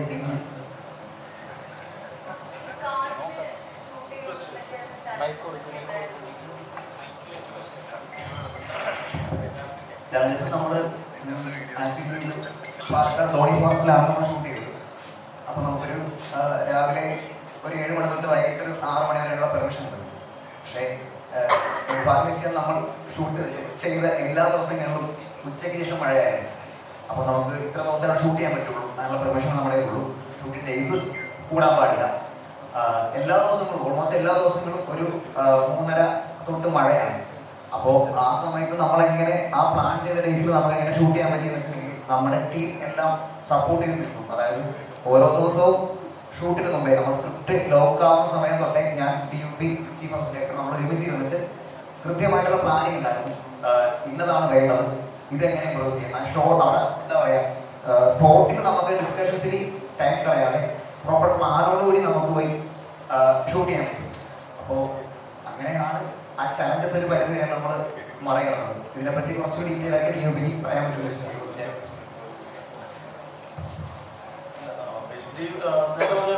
ഇത് ഭയങ്കര നമ്മുടെ ഈ കഥ ആവശ്യപ്പെടുന്ന ഡെഫിനറ്റ്ലി ഇൻസൈഡ് ഭയങ്കര ഡെൻസ് ഫോറസ്റ്റ് ആണ്. നമുക്ക് ഒരിക്കലും ഒരു റോഡ് സൈഡിലുള്ള ഒരു കാട് ഏരിയയിൽ നമുക്ക് ചീറ്റ് ചെയ്ത് അങ്ങനെ ഒത്തിരി പറ്റത്തില്ല. So most of the time നമ്മൾ ഭയങ്കരമായിട്ട് ട്രാവൽ ചെയ്തു. ഒത്തിരി എക്വിപ്മെന്റ്സ് എല്ലാം എടുത്തുകൊണ്ട് തന്നെ deep into the forest തന്നെ പോയിട്ടാണ് വിത്ത് പെർമിഷൻ നമ്മൾ എടുക്കുന്നത്. അപ്പോൾ എപ്പോഴുള്ളൊരു പ്രോബ്ലം ആയിരുന്നു ഈ വെതറിന്റെ കണ്ടിന്യൂറ്റിയുടെ പ്രശ്നം. അപ്പോൾ ചില സീനുകളൊക്കെ നമ്മൾ ഓൾറെഡി മഴയത്ത് എടുത്ത സീനുകൾ അടുത്ത ദിവസം എടുക്കാൻ പോകുമ്പോൾ വെയിലായിരിക്കും. അപ്പോൾ ഡെഫിനറ്റ്ലി നമുക്ക് അത് കണ്ടിന്യൂ ചെയ്യില്ല. സോ ആർട്ടിസ്റ്റിന്റെ ഒരു സപ്പോർട്ടോടെയാണ്. ആർട്ടിസ്റ്റ് എല്ലാം റെഡി ആയിരിക്കും. മഴയാണെങ്കിൽ നമ്മൾ പോയി മഴയുള്ള സീൻ കണ്ടിന്യൂ ചെയ്യും, വെയിലാണെങ്കിൽ പോയി വെയിലുള്ള സീൻ. അങ്ങനെ എല്ലാവരുടെയും ഒരു കോപ്പറേഷൻ നമുക്ക് ഭയങ്കരമായിട്ട് ഈസി ആയിട്ട് എക്സിക്യൂട്ട് ചെയ്തെടുക്കാൻ പറ്റും. പിന്നെ റേഞ്ച് ഇല്ലാത്തല്ലോ, റേഞ്ച് ഇല്ലാത്തതുകൊണ്ട് കഥാപാത്രങ്ങൾ ഭയങ്കര വ്യത്യസ്തമാണ്. എല്ലാവരും നല്ല അഭിപ്രായങ്ങൾ പറയുന്നുണ്ട്, ഒരുപാട് കയ്യടികൾ കിട്ടുന്നുണ്ട്. ഓരോ ക്യാരക്ടേഴ്സും സെലക്ട് ചെയ്യുമ്പോൾ എന്തൊക്കെയാണ് പ്രിപ്പയർ ചെയ്യുന്നത് ഒരു ക്യാരക്ടറിലേക്ക് ഇറങ്ങി ചെല്ലാനായിട്ട്? എന്തോ ഭാഗ്യം കൊണ്ട് ഇതെല്ലാം എന്നെ കൊണ്ട് എങ്ങനെ ചെയ്യിപ്പിക്കണമെന്ന് പ്രിപ്പയർഡ് ആയിട്ട് വന്ന ഡയറക്ടേഴ്സാണ്. അതുകൊണ്ടാണ് എനിക്ക് ജിത്തു തന്നൊരു സപ്പോർട്ടും അല്ലെങ്കിൽ അവനെങ്ങനെ ആ ക്യാരക്ടർ എനിക്ക് പറഞ്ഞു തന്നു, എങ്ങനെയാണ് ഞാൻ പെരുമാറേണ്ടതെന്ന് എന്നെ പഠിപ്പിച്ചു തന്നു. അതും കൂടെ ചേരുമ്പോഴാണ്, അതിന്റെ കൂടെ ഞാൻ ഹാർഡ് കൂടെ ചെയ്യുമ്പോൾ എന്താ ഭാഗ്യം. എന്തൊക്കെയാണ് എടുത്ത പ്രിക്കോഷൻസ് ഒക്കെ? എന്തൊക്കെയാണ് കാട്ടിലൊക്കെ പോയി ഷൂട്ട് ചെയ്യുമ്പോൾ എടുത്ത എന്തെങ്കിലുമൊക്കെ ചെയ്തിരുന്നോ? അങ്ങനെ പ്രത്യേകിച്ചൊന്നും നമ്മൾ ചെയ്തിട്ടില്ലല്ലോ. ഇഞ്ചക്ഷൻ അല്ല, പക്ഷെ അട്ടയില്ല കാട്ടില്, അതുകൊണ്ട് നമുക്ക് അങ്ങനത്തെ പിന്നെ ചെറിയ അണലി ഇതൊക്കെ ഉള്ള പെരുമ്പാമ്പ് തുടങ്ങിയത്. പിന്നെ നമ്മൾ അതൊക്കെ ആയിട്ട് ഭയങ്കര അഡ്ജസ്റ്റ് ആയി, നമ്മൾ ഫ്രണ്ട്സ് ആയി ഭയങ്കര പെട്ടെന്ന് ഹാപ്പിയാണ്. ഷൂട്ടെല്ലാം അടിപൊളിയായിരുന്നു. നമ്മള് ചെറുപ്പം തൊട്ട് കണ്ടുവരുന്ന ക്യാരക്ടറാണ്, വ്യത്യസ്തമായിട്ടുള്ള കഥാപാത്രങ്ങൾ ഇപ്പം ചെയ്ത് നമ്മളിങ്ങനെ ലഭിച്ചുകൊണ്ടിരിക്കുകയാണ്. ഈ വിജയം എങ്ങനെയാണ് കാണുന്നത് ശരിക്കും? വിജയം ഒരു നടൻ എന്നുള്ള രീതിയിൽ എന്നെ സംബന്ധിച്ചിടത്തോളം ഞാൻ ഇതൊരു പോലീസ് ക്യാരക്ടർ ചെയ്തിട്ടില്ല. അപ്പോൾ എനിക്ക് ആക്ടർ എന്നുള്ള രീതിയിൽ എനിക്ക് വളരെ സന്തോഷമുണ്ട്. ഞാൻ ഇതുവരെ ചെയ്യാത്തൊരു ക്യാരക്ടർ ചെയ്യുന്നുണ്ട്. എന്നെ അതിനേക്കാൾ ഏറെ സന്തോഷിപ്പിക്കുന്നത് ഒരു പുതിയൊരു ടീം സിനിമയിലേക്ക് വരുന്നു. അത് ഇപ്പോൾ ജിത്തു പറഞ്ഞതുപോലെ ജിത്തുവിൻ്റെ കൂടെ വർക്ക് ചെയ്യുന്നതിൽ കൂടുതൽ പേരും നമ്മളങ്ങനെ സിനിമയിൽ ഒരുപാട് പേര് കേട്ടിട്ടുള്ള ആളുകളാണ്. അപ്പോൾ അങ്ങനെ ഒരു സിനിമ വരികയും ആ സിനിമ ശ്രദ്ധിക്കപ്പെടുകയും ചെയ്യുമ്പോൾ സന്തോഷമുണ്ട്. നമ്മൾ ഇത്രയും വർഷം സിനിമയിൽ നിൽക്കുമ്പോൾ ഇത്തരം ചെറിയ ചെറിയ വിജയങ്ങളുണ്ട്. ഇതിപ്പോൾ വലിയ വിജയമാണ്. ഞാൻ പറയുന്നത് ചെറിയൊരു ടീം ചെറുതായി വന്നിട്ട് വലുതാവുക എന്ന് പറയുന്നത് കാണുമ്പോൾ കിട്ടുന്ന ഒരു സന്തോഷം എനിക്ക് ഞാനത് വളരെ സിൻസിയറായിട്ട് പറയുന്നതാണ്. കാരണം എൻ്റെ പേഴ്സണൽ സക്സസിനേക്കാൾ കൂടുതൽ എനിക്കത് ഭയങ്കര സന്തോഷം തരുന്നുണ്ട്. ജിത്തു എൻ്റെ അടുത്ത് ആദ്യം വിളിച്ചിട്ട് കഥ പറയാൻ എൻ്റെ അടുത്ത് വരുന്നതിന് മുമ്പ് എന്നോട് ചോദിച്ചൊരു കാര്യം, ചേട്ടൻ ഇങ്ങനെ ഒരു ഷോർട്ട് ഫിലിം ഉണ്ട്, ഇതൊന്ന് കാണുമോ? കാരണം എനിക്ക് കഥ പറയാനുണ്ട്, ചേട്ടൻ അത് കണ്ടാൽ എനിക്ക് സന്തോഷമാണ് എന്ന് പറഞ്ഞു. ഞാൻ ഇമ്മീഡിയറ്റ് കാണുകയും കണ്ടു കഴിഞ്ഞിട്ട് ഞാൻ ആ സന്തോഷത്തിൽ തന്നെയാണ് ഞാൻ ജിത്തുവിനെ വിളിക്കുന്നത്. നാളെ തന്നെ നമുക്ക് കേൾക്കാം എന്താണ്. അപ്പം അത് നമുക്ക് തരുന്നൊരു കോൺഫിഡൻസ് ഉണ്ട്. കാരണം എപ്പോഴും ഞാൻ മനസ്സിലാക്കിയെടുത്തോളം ആക്ടേഴ്സ് പൊതുവെ ഭയങ്കര ഇൻസെക്യൂരിറ്റിയുള്ള ആളുകളാണ്. കാരണം നമുക്കറിയില്ല നമ്മളുടെ കഥ പറയുന്ന ആളെ എങ്ങനെ വിഷ്വലി ചെയ്യും. അവർക്കതിൻ്റെ എസ്പെഷ്യലി ഇതിനു മുമ്പ് സിനിമയുമായിട്ട് വേറൊരു രീതിയിൽ ബന്ധപ്പെട്ടിട്ടില്ലാത്ത ജിത്തുവിനെ പോലുള്ള ഒരാൾ വരുമ്പോൾ പക്ഷേ ആ ഷോർട്ട് ഫിലിം കണ്ടാൽ അറിയാം ഇയാൾക്ക് പണിയറിയാം. അപ്പം അങ്ങനെ പണിയറിയുന്ന ഒരു സമുദായത്തോടെ വർക്ക് ചെയ്യുക, പണിയറിയുന്ന ക്യാമറമാൻ, പണിയറിയുന്ന മ്യൂസിക് ഡയറക്ടർ, എഡിറ്റർ, അങ്ങനെ എല്ലാം പുതിയ ആളുകളെയാണ് ഞാൻ പറയുന്നത്. അത് കഴിഞ്ഞിട്ട് ഞങ്ങളുടെ ഏറ്റവും വലിയ ഹഡിൽ എന്ന് പറഞ്ഞാൽ ഞാൻ ജിത്തും നിരന്തരം ഡിസ്കഷൻസ് ഉണ്ടാവാറുണ്ട് നമ്മുടെ ഇതിൻ്റെ കഥയെ കുറിച്ചിട്ടായാലും. കാരണം നമ്മൾ സ്ഥിരം കണ്ടിട്ടുള്ള ഒരു ജോണർ അല്ലല്ലോ. അപ്പോൾ ഫസ്റ്റ് ജിത്തു വന്ന് എൻ്റെ അടുത്ത് ഈ സ്ക്രീൻ പ്ലേ നെറേറ്റ് ചെയ്ത് കഴിഞ്ഞപ്പോൾ പൊതുവെ ഞാൻ എക്സ്പ്ലോർ ചെയ്തിട്ടില്ലാത്തൊരു ജോണറാണ് ഈ സിനിമ. എനിക്ക് അങ്ങനെ ഇത്തരം സിനിമകൾ ഞാൻ അധികം കണ്ടിട്ടില്ല, ഡാർക്ക് പോലുള്ള സീരീസുകൾ ഞാൻ കണ്ടിട്ടില്ല. അപ്പോൾ നമുക്ക് ഒരു പേഴ്സണൽ ടേസ്റ്റ് ഉണ്ടാവുമല്ലോ. അപ്പോൾ എൻ്റെ ടേസ്റ്റിൽ വരാത്തൊരു ജോണറാണ്. പക്ഷേ ആ ഷോർട്ട് ഫിലിം എനിക്ക് ഇഷ്ടാവുകയും ചെയ്തു. അപ്പോൾ ജിത്തു കഥ പറഞ്ഞതിന് ശേഷം ഞാൻ ഇത്തരം ജോണറിലുള്ള സിനിമകൾ ഗൂഗിൾ ചെയ്ത് കണ്ടുപിടിച്ച് ഞാൻ അങ്ങനെ ഒരു 6-7 സിനിമകൾ പ്രോപ്പറായിട്ട് എടുത്തു വെച്ച് ഒരു ദിവസം ജിത്തു വിളിക്കും, ഞാൻ അങ്ങനെ ഒരു സിനിമ കണ്ടല്ലോ. ജിത്തുവിനോട് ഞാൻ പറഞ്ഞത് ഞാനിങ്ങനെ ഒരു സിനിമ കണ്ടുകൊണ്ടിരിക്കുകയാണ്, ഈ ജോണറൊന്നും അറിയില്ല. അപ്പോൾ എന്നോട് ജിത്തുവോട് ചേട്ടാ എനിക്കും കൂടെ ഒന്ന് സജസ്റ്റ് ചെയ്യും. അപ്പോൾ ഞാനിങ്ങനെ ഞാൻ എടുത്തു വെച്ച 5 സിനിമകളുടെ പേര് പറഞ്ഞപ്പോൾ ഇത് 5 ഞാൻ കണ്ടതാണ്, വേറെ എങ്ങും ചോദിച്ചു. അപ്പോൾ ഞാൻ പറഞ്ഞു ഇത് 5 നീ കണ്ടതാണെങ്കിൽ പിന്നെ ഇനി ഞാനിത് കാണേണ്ട കാര്യമില്ല, കാരണം നിനക്ക് ഇതിനെ കുറിച്ച് വ്യക്തമായിട്ടുള്ള ധാരണയുണ്ട്. അപ്പോൾ അങ്ങനെ ഒരു ധാരണ നിനക്കുണ്ടെങ്കിൽ പിന്നെ ഞാനതിനെ മേടിക്കേണ്ടായിരുന്നു. അപ്പോൾ അങ്ങനെ ആ ജോണറിനെ കുറിച്ചിട്ട് വളരെ കൃത്യമായിട്ടുള്ള ധാരണ ജിത്തുവിനുണ്ട് എന്നുള്ളതാണ് എൻ്റെ കോൺഫിഡൻസ് ആ സിനിമയിൽ വർക്ക് ചെയ്യുന്നുണ്ടായിരുന്നത്. കാരണം ഓരോ ദിവസവും എനിക്ക് ഓരോ സംശയങ്ങൾ വരും. നമ്മൾ ചെയ്തുകൊണ്ടിരിക്കും ഇതെങ്ങനെയാണ് എൻ്റെ ചേച്ചീനെ ഞാൻ ഇപ്പോഴെങ്ങനെയാണ് കാണുന്നത്, അതെങ്ങനെയാണ് അപ്പോൾ ആ ഒരു ടൈം സ്പേസ്, ഞാനത് കഥ റിവീൽ ചെയ്യല്ല, പക്ഷെ ആ ജോണറിൽ അങ്ങനെ ഓരോ ലൂപ്പിലേക്ക് പോകുമ്പോഴും അത് കൃത്യമായിട്ട് അത് എന്തുകൊണ്ടാണ് അങ്ങനെ ആവുന്നില്ല എന്നുള്ളതിനെ കുറിച്ചുള്ള ഒരു ധാരണ ജിത്തുണ്ട്. അപ്പോൾ അത്തരത്തിൽ ഇങ്ങനൊരു ടീമിൻ്റെ കൂടെ വർക്ക് ചെയ്യുമ്പോൾ കിട്ടുന്ന ഒരു സന്തോഷമുണ്ട്. അപ്പോൾ പിന്നീട് നമ്മളിങ്ങനെ ഓരോ കാര്യങ്ങൾ ഡിസ്കസ് ചെയ്യുമ്പോഴാണ് നമുക്ക് ഇതിനകത്ത് സൗണ്ട് എന്ന് പറയുന്നത് ഭയങ്കര ഇമ്പോർട്ടൻ്റ് ആണ്. അപ്പോൾ അതിനകത്ത് നമുക്ക് ഇപ്പോൾ ഈ പറയുന്നത് പോലെ ഷോർട്ട് ഫിലിമിൽ വർക്ക് ചെയ്ത ബാക്കി എല്ലാ ഡിപ്പാർട്ട്മെൻറ്റിലും പുതിയ ആളുകളുണ്ടെങ്കിലും ഏറ്റവും എക്സ്പീരിയൻസ്ഡ് ആയിട്ടുള്ള ഒരാൾ, അത് ഏറ്റവും എക്സൽ ചെയ്യുന്ന ഒരാൾ നമുക്ക് സൗണ്ട് ഡിപ്പാർട്ട്മെൻറ്റിൽ വേണം എന്നുള്ളത് ഒരു തീരുമാനമുണ്ടായിരുന്നു. അങ്ങനെയാണ് നമ്മുടെ ഇതിലേക്ക് എത്തുന്നത്. അപ്പോൾ അതുകൂടെ വന്നപ്പോൾ സിനിമ നമ്മൾ വിചാരിച്ചതിന് അപ്പുറത്തേക്ക് ഒരു ലെയറും കൂടെ നമുക്ക് കയറി സിനിമ ആളുകളിലേക്ക് എത്താൻ നമുക്ക് ഹെൽപ്പ് ചെയ്തു. അങ്ങനെ ഈ ഒരു ടീമിന് നമുക്ക് ഇപ്പോൾ ഞാനും പക്ഷേ കൃഷ്ണനും കുറച്ച് അധികം സിനിമകൾ വർക്ക് ചെയ്തിരുന്നുള്ള ആളുകൾ, പിന്നെ സിനിമയ്ക്കാണ് സീനിയറായിട്ടുള്ളത്. അപ്പോൾ നമ്മുടെ ഈ ഒരു ടീം ഭയങ്കര രസമായിരുന്നു. നമുക്ക് ഷൂട്ടിംഗ് വർക്ക് ചെയ്യുന്ന ഓരോ ദിവസവും ഞങ്ങളുടെ അവിടുത്തെ കാടാണ്, ഞങ്ങൾക്ക് ഒരുപാട് ബുദ്ധിമുട്ടുകളുണ്ടായിരുന്നു.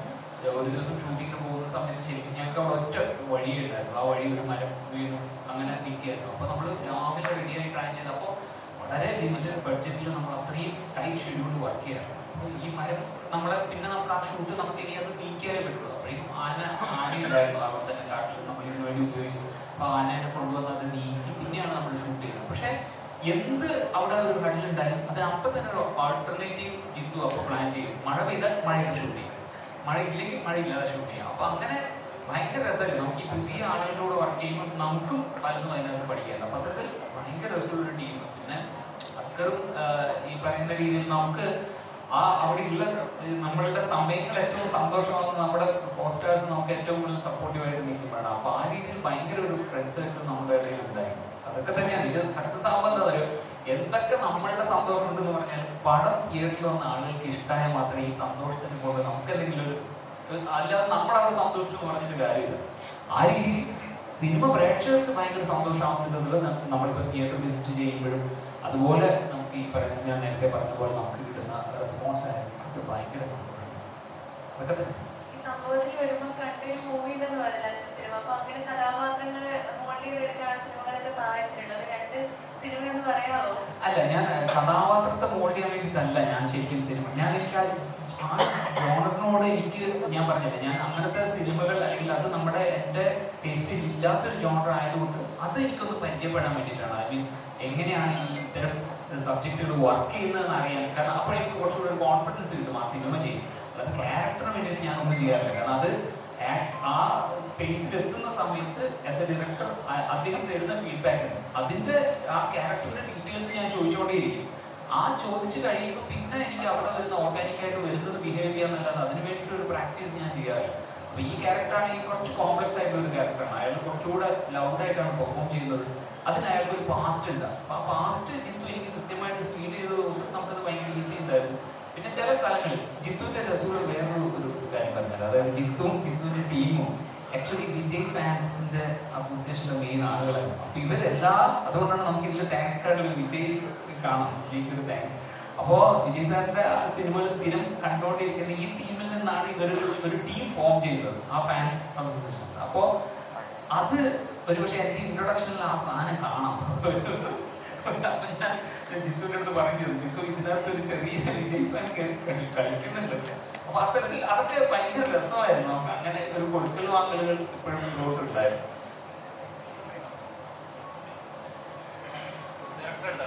നോർമലി ഇങ്ങനെ ചിത്രങ്ങളൊക്കെ ചെയ്യുന്ന സമയത്ത് ഇപ്പോൾ എന്താ പറയുക, ഇംഗ്ലീഷിലൊക്കെ ഒരു വെബ് സീരീസ് ഉണ്ട്, ഡാർക്ക് വെബ് സീരീസ് ഉണ്ട്. അതായത് നമ്മളെ തന്നെ ഒരേ ക്യാരക്ടേഴ്സ് തന്നെ പലതായിട്ട് വന്ന് ഇരിക്കുന്ന പ്രേക്ഷകരെ നമ്മളിപ്പോൾ എവിടെയാണ്, ഇതിപ്പോൾ എന്താണ്, ഇത് തമ്മിലുള്ള ലിങ്ക് എന്താണ്, അതൊരു ഡയറക്ടർ ഒരു റൈറ്ററെ സംബന്ധിച്ച് അത് ഒരു വലിയൊരു പോയിന്റാണ്.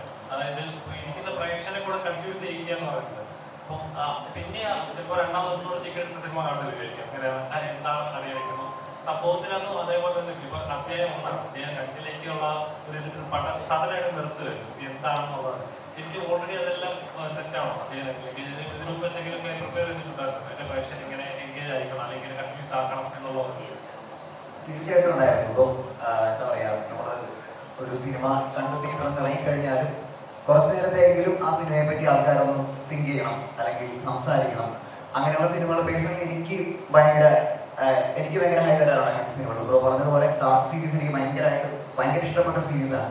അതുപോലെ ലോസ്റ്റ് ഭയങ്കര ഇഷ്ടപ്പെട്ട സീരീസാണ്. നിങ്ങൾക്കറിയാം, ഫിലിമിലാണെങ്കിലും ഇപ്പോൾ സിനിമയിലാണെങ്കിലും അതിൻ്റെ ഒരു ഇൻഫ്ലുവൻസ് ഉറപ്പായിട്ടും ഉണ്ട്, അതിൻ്റെ ഇൻസ്പിറേഷൻസ് ഉറപ്പായിട്ടും ഉണ്ട്.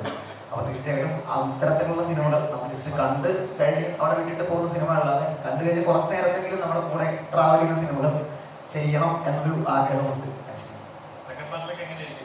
സെക്കൻഡ് പാർട്ടിന്റെ റൈറ്റിംഗ് പരിപാടികൾ നടക്കുന്നുണ്ട്.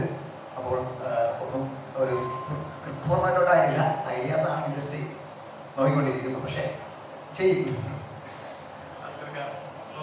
നമ്മൾ ചെയ്യുന്ന കഥാപാത്രങ്ങൾ എത്രത്തോളം പ്രേക്ഷകനിലേക്ക് കണക്ട് ആവും എന്നുള്ളത് ഒരു ആക്ടറിനെ സംബന്ധിച്ച് വലിയൊരു ചലഞ്ചിങ് ആണ്. അപ്പം ഇങ്ങനൊരു സ്റ്റോറി ഇങ്ങനെ ഒരു കഥാപാത്രം ചെയ്യുന്ന സമയത്തേക്ക് എങ്ങനെയാണ് ഒരു ചലഞ്ചിങ് ആയിരിക്കും. ഒരേ സമയത്ത് രണ്ട് ഇത് ചെയ്യാന്നുള്ളത് ചെറിയൊരു കാര്യമല്ല. അപ്പം എത്രത്തോളം എൻ്റെ കഥാപാത്രം ഇനി ഒരു വ്യത്യസ്തമായിട്ട് കഥാപാത്രം ആയിരിക്കണം പ്രേക്ഷകരിലേക്ക് ഇൻട്രൊഡ്യൂസ് ചെയ്യുക, അങ്ങനെയുള്ള എനിക്ക് ആദ്യം ജിത്തു ഇതിന്റെ സ്ക്രിപ്റ്റ് തന്നപ്പോൾ ഞാൻ ഇത്രയും പ്രോപ്പർ ഒരു സ്ക്രിപ്റ്റ് ഇതിനു മുമ്പ് ഞാൻ വായിച്ചിട്ടില്ല. കാര്യം അതിന്റെ ഫുൾ ഡീറ്റെയിൽഡ് ആയിട്ടാണ് എഴുതിയിരുന്നത്. അത് വായിച്ചു കഴിഞ്ഞിട്ട് എനിക്ക് വേറൊരു കൺഫ്യൂഷൻ ഇല്ല, ഇത് ഈ ക്യാരക്ടറിന്റെ മൂഡ് എന്താണ്, ഇത് അത്രയും ഡീറ്റെയിൽ ആണല്ലോ ആ സ്ക്രിപ്റ്റ്. അപ്പം അത് കഴിഞ്ഞിട്ട് ഈ പറഞ്ഞ പോലെ പിന്നെ ജിത്തുവായിട്ട് സംസാരിക്കുമ്പോഴും ഈ 5 മണിക്കൂറും ഈ 2 മണിക്കൂറും കഴിഞ്ഞിട്ട് ഒരു അരമണിക്കൂർ ഞാൻ സംസാരിച്ച് ജിത്തു എനിക്ക് കറക്റ്റ് ഒരു ക്ലാരിറ്റി ഇല്ല, ഇതാണ് പരിപാടി, ഇത്രയും മതി, ബാക്കി സെറ്റ് ചെയ്ത് പൊളിക്കാൻ എന്നുള്ളൊരു മൂടാണ്. അല്ല ഞാൻ ഈ സിനിമ ഒരു ആഘോഷമായിട്ടാണ് ഉള്ളത്. കാര്യം ഈ സ്ക്രിപ്റ്റ് വായിച്ചു കഴിഞ്ഞപ്പോൾ ഓക്കെ, എനിക്ക് ഞാൻ വായിച്ചിട്ടുള്ളതിൽ ഏറ്റവും കിടില ഒരു സ്ക്രിപ്റ്റ് ഇത് അവൻ എന്നെ വെച്ച് ചെയ്യാന്ന് പറയുന്നു. അതിൽ കൂടുതൽ അപ്പൊ അത് പ്രൊഡ്യൂസർ അക്സെപ്റ്റ് ചെയ്യുന്നു. അപ്പൊ ഇത്രയും ആർട്ടിസ്റ്റുകൾ വരുന്നു, അതിൽ കൂടുതൽ എനിക്ക് വേറെ ഹൈ ഇല്ലായിരുന്നു. പിന്നെ സെറ്റിൽ പോയി പൊളിക്കുക എന്നുള്ളത് എന്റെ കയ്യിലുള്ള സാധനമാണ്. അപ്പൊ നല്ല കോൺഫിഡന്റ് ആയിരുന്നു. ഞാൻ സെറ്റ് ഫസ്റ്റ് ഡേ എത്തുമ്പോൾ തന്നെ ഞാൻ കിടില കോൺഫിഡന്റ് ആയിരുന്നു. പിന്നെ അസോസിയേറ്റ് എന്തുണ്ടെങ്കിലും എനിക്ക് ജിത്തുവിനെ കണ്ടില്ലെങ്കിൽ അസോസിയേറ്റ് നോക്കുമ്പോഴത്തേക്കും മെൽവിനെ നോക്കുമ്പോൾ എനിക്ക് കറക്റ്റ് ഐഡിയ കിട്ടും. പിന്നെ കേട്ട് പോയാൽ കുറയ്ക്കണം, ഇതൊക്കെ മെൽവിന് കറക്റ്റ് നമ്മൾ ഭയങ്കര കണക്റ്റ് ആയി എല്ലാവരും. ഒരു ഫ്രണ്ട്സ് സർക്കിൾ പോലെ തന്നെയാണ്. അതുകൊണ്ട് നമുക്കൊരു നോട്ടം കൊണ്ട് നമുക്ക് മനസ്സിലാവും അങ്ങോട്ടും ഇങ്ങോട്ടും ഒക്കെ എവിടെ നിർത്തണം, എന്ത് വേണം എന്നുള്ളത്. അതൊക്കെ ഭയങ്കര ഹെൽപ്പ് ചെയ്തിട്ടുണ്ട്. അതേപോലെ ഇപ്പോൾ മറ്റുള്ള ലാംഗ്വേജ് ഒക്കെ എടുത്ത് നോക്കുകയാണെങ്കിൽ മലയാള സിനിമയാണ് മലയാളത്തിൽ ഒരു നല്ല സിനിമ ചെയ്യണം അല്ലെങ്കിൽ നല്ലൊരു സിനിമ എക്സ്പീരിയൻസ് ചെയ്യണമെങ്കിൽ മലയാള സിനിമ നിങ്ങൾ റെഫർ ചെയ്യുക, അങ്ങനെയാണ് കൂടുതലും പറയുന്നത്. അപ്പം ശരിക്കും പറയുമ്പോൾ മലയാളത്തിൽ റീസെൻ്റ് ആയിട്ടുള്ള പടങ്ങളൊക്കെ ഉണ്ട്. ഇപ്പം മാസ് ആക്ഷൻ ഹീറോ ലെവൽ അല്ലെങ്കിൽ ഒരു മാസ് മസാല ഉള്ള പടങ്ങൾ, ആക്ഷൻ വത്തിച്ചെടുത്ത് പറഞ്ഞ കഥാപാത്രങ്ങൾ, കൃഷ്ണനാരായണത്തിന് നമ്മൾ ചേട്ടൻ ചെയ്ത കഥാപാത്രങ്ങൾ. അപ്പോൾ ക്യാരക്ടേഴ്സ് വലിയ ഹീറോയിസ് അല്ലെങ്കിൽ മാസ് ഡയലോഗ് പറയുന്നത് മാത്രമല്ല, പെർഫോമൻസിലൂടെ ആളുകളുടെ ഉള്ളിൽ നിൽക്കുന്ന കഥാപാത്രങ്ങൾ മലയാള സിനിമയിൽ റെപ്രസെന്റ് ചെയ്യുന്നുണ്ട്.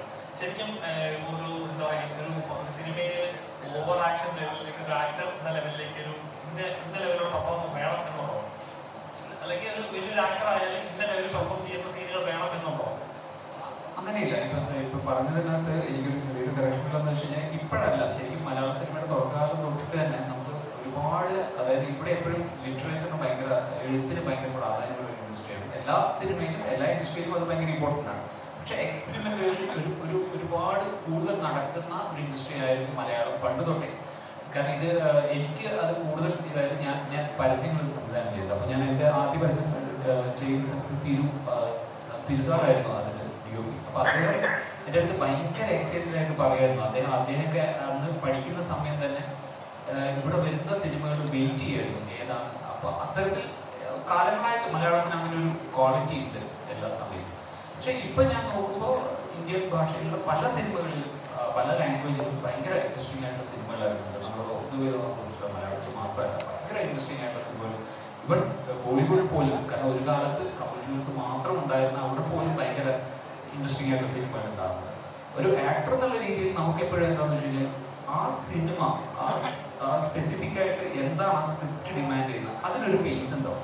അതിനൊരു ആ ഡയറക്ടർ കൺസീവ് ചെയ്തിരിക്കുന്ന ഒരു ക്യാരക്ടർ ഏത് ലെവലിൽ മീറ്ററിൽ പെർഫോം ചെയ്യണം എന്നുള്ളത് ആ സബ്ജക്റ്റാണ് അത് ഡിസൈഡ് ചെയ്യുന്നത്. ഇപ്പം ഞാൻ ഡിയർ ഫ്രണ്ട് എന്ന് പറയുന്ന ഒരു സിനിമ ഞാൻ ഡയറക്റ്റ് ചെയ്യുന്ന സമയത്ത് ഡിയർ ഫ്രണ്ടിൻ്റെ ഒരു പേസിങ് നമുക്ക് ആദ്യമേ ഇങ്ങനെ ആയിരിക്കണം ഇത് പ്ലേസ് ചെയ്യപ്പെടുന്നത്. എന്നാൽ അതുപോലെ ആയിരിക്കില്ല മറ്റൊരു സിനിമ. ഇപ്പോൾ ഒരു കമേഴ്ഷ്യൽ ആസ്പെക്റ്റിൽ കുറച്ചുകൂടെ ഒരു ലാർജർ ഓഡിയൻസിലേക്ക് എത്തുന്ന ഒരു ഫെസ്റ്റിവൽ സിനിമയ്ക്ക് അതിൽ വേറൊരു പേസിങ്, വേറൊരു ഇതായിരിക്കും. അത് ആക്ടർ അഡോപ്റ്റ് ചെയ്യാൻ വളരെ ഈസി ആയിരിക്കും. ആദ്യത്തെ ഒരു ദിവസം ചിലപ്പോൾ ഒന്ന് ആ ക്യാരക്ടറും അല്ലെങ്കിൽ ആ എന്താണ് അതിൻ്റെ ഒരു ഞാൻ നേരത്തെ പറഞ്ഞ അതിൻ്റെ ഒരു ഇതം കിട്ടാൻ വേണ്ടിയിട്ടൊരു ടൈം വേണം. പക്ഷെ അത് കഴിഞ്ഞ് കഴിഞ്ഞാൽ പെട്ടെന്ന് അത് എസ്പെഷ്യലി എനിക്ക് തോന്നുന്നത് ആക്ടറിനേക്കാൾ കൂടുതൽ അത് ഡയറക്ടറുകളാണ് അത് ആദ്യം വരുന്നത്. അപ്പോൾ ആ രീതിയിൽ അങ്ങനെ ഒരു പ്രോപ്പർ വിഷനുള്ള ഒരു ഡയറക്ടർ നമ്മുടെ കൂടെ ഉണ്ടെങ്കിൽ ആക്ടറിന് വളരെ ഈസി ആയിട്ട്. ഇന്നൊരു വീഡിയോ 1 മില്യൺ അബോവ് വൈറലായിട്ട് കളിക്കുന്നത് ഇൻസ്റ്റാഗ്രാമിൽ. അതായത് പടം കഴിഞ്ഞ് ഇങ്ങനെ റിവ്യൂ പറയുമ്പോൾ ആസ്മിക്ക് ഒരു വീഡിയോ ഭയങ്കര വൈറലാണ്. അതിൻ്റെ കമന്റ്സിൽ നോക്കിക്കുമ്പോൾ ജീവിതത്തിൽ അപ്സ് ആൻഡ് ഡൗൺസിൽ ഇതുപോലെ ചേർത്ത് ജീവിതത്തിൽ ഉണ്ടാവുന്നത് കൊണ്ട് ഭയങ്കര കമന്റ്സ് വരുന്നുണ്ട് സോഷ്യലി. ആസ്മിക്ക് എന്തായാലും പറഞ്ഞു പടം കണ്ടെങ്കിൽ പടം കണ്ട് നല്ല അഭിപ്രായം പറഞ്ഞു. പുള്ളി ഭയങ്കര ഹാപ്പി ആയിരുന്നു. എൻ്റെ ചേട്ടൻ ഭയങ്കര ഹാപ്പി ആയിരുന്നു. ഞങ്ങൾ അതിന് മുമ്പ് തലേന്ന് ഇത്തരം ഞങ്ങൾ ഫുൾ ക്രൂ പോയി കണ്ടിരുന്നു. അവിടെ തൊട്ട് ഞങ്ങൾക്കൊരു ഭയങ്കര ഒരു പോസിറ്റീവ് വിശ്വാസം ഇത് തന്നു. എടാ പടം നന്നായി വരും എന്നുള്ളൊരു പ്രതീക്ഷ, ഒരു ഭയങ്കര ഒരു പോസിറ്റീവ് ഒരു ഓറ ഞങ്ങൾക്ക് തന്നാണ് അന്ന് അവിടെ നിന്ന് വിട്ടത്. അപ്പോ അത് കഴിഞ്ഞ് അത് ഈ പറഞ്ഞല്ലേ എൻ്റെ ചേട്ടനല്ലേ ഡൗൺ ടൈമിലും ആള് ഭയങ്കര പോസിറ്റീവായിട്ട്. പിന്നെ ഏതൊരവസ്ഥ വന്നാലും ചേട്ടൻ കൂടെ ഉണ്ടാവില്ല. പിന്നെ എനിക്ക് പറയുന്നത് ഇത് നമ്മൾ ഇത്രയും പേര് ഇവിടെ ഇരിക്കുന്നതുകൊണ്ട് ഇതിന്റെ ബാക്കിൽ വേറെ കുറെ ആളുകളുണ്ട്. അസിസ്റ്റന്റ് ഡയറക്ടേഴ്സ് ആണെങ്കിലും ക്യാമറ അസിസ്റ്റൻസ് ആണെങ്കിലും പറഞ്ഞ ഇവന്റെ ക്യാമറ DOPയുടെ ക്രൂ ആണെങ്കിലും എല്ലാവരും ഒരു സത്യം പറഞ്ഞാൽ നമ്മളെല്ലാവരും ഫ്രണ്ട്സ്, എല്ലാവരും അങ്ങോട്ടും ഇങ്ങോട്ടും ഭയങ്കര ഒരു ബോണ്ടും ഭയങ്കര ഫ്രണ്ട്സ് പോലെ തന്നെയാണ് ഇപ്പൊ. അപ്പൊ ഇവിടെ ഇരിക്കുന്നത് ഇനിയും കുറെ ആൾക്കാർ എല്ലാരും വന്നു കഴിഞ്ഞാൽ ഞങ്ങള് അല്ലെ ബാക്കിലേക്ക് കുറെ പേരുണ്ട്. അവരോടൊക്കെ ഭയങ്കര നന്ദിയുണ്ട്. ആ സൗഹൃദത്തിനും ഇങ്ങനെ ഒരു സിനിമയ്ക്കും നമ്മളെ കൂടെ നിന്ന് അവരെയും കൂടെ ഒരു അധ്വാനമാണ് ഇപ്പോ ഞങ്ങൾ ഇത്രയും പേരെങ്കിലും നിങ്ങളുടെ മുന്നിൽ വന്ന് നിൽക്കാനുള്ള ഒരു കാരണം. അപ്പോ അവരുടെ സപ്പോർട്ടിനും ഭയങ്കര നന്ദി ഞങ്ങൾക്ക് എല്ലാവർക്കും പറയാനുണ്ട്.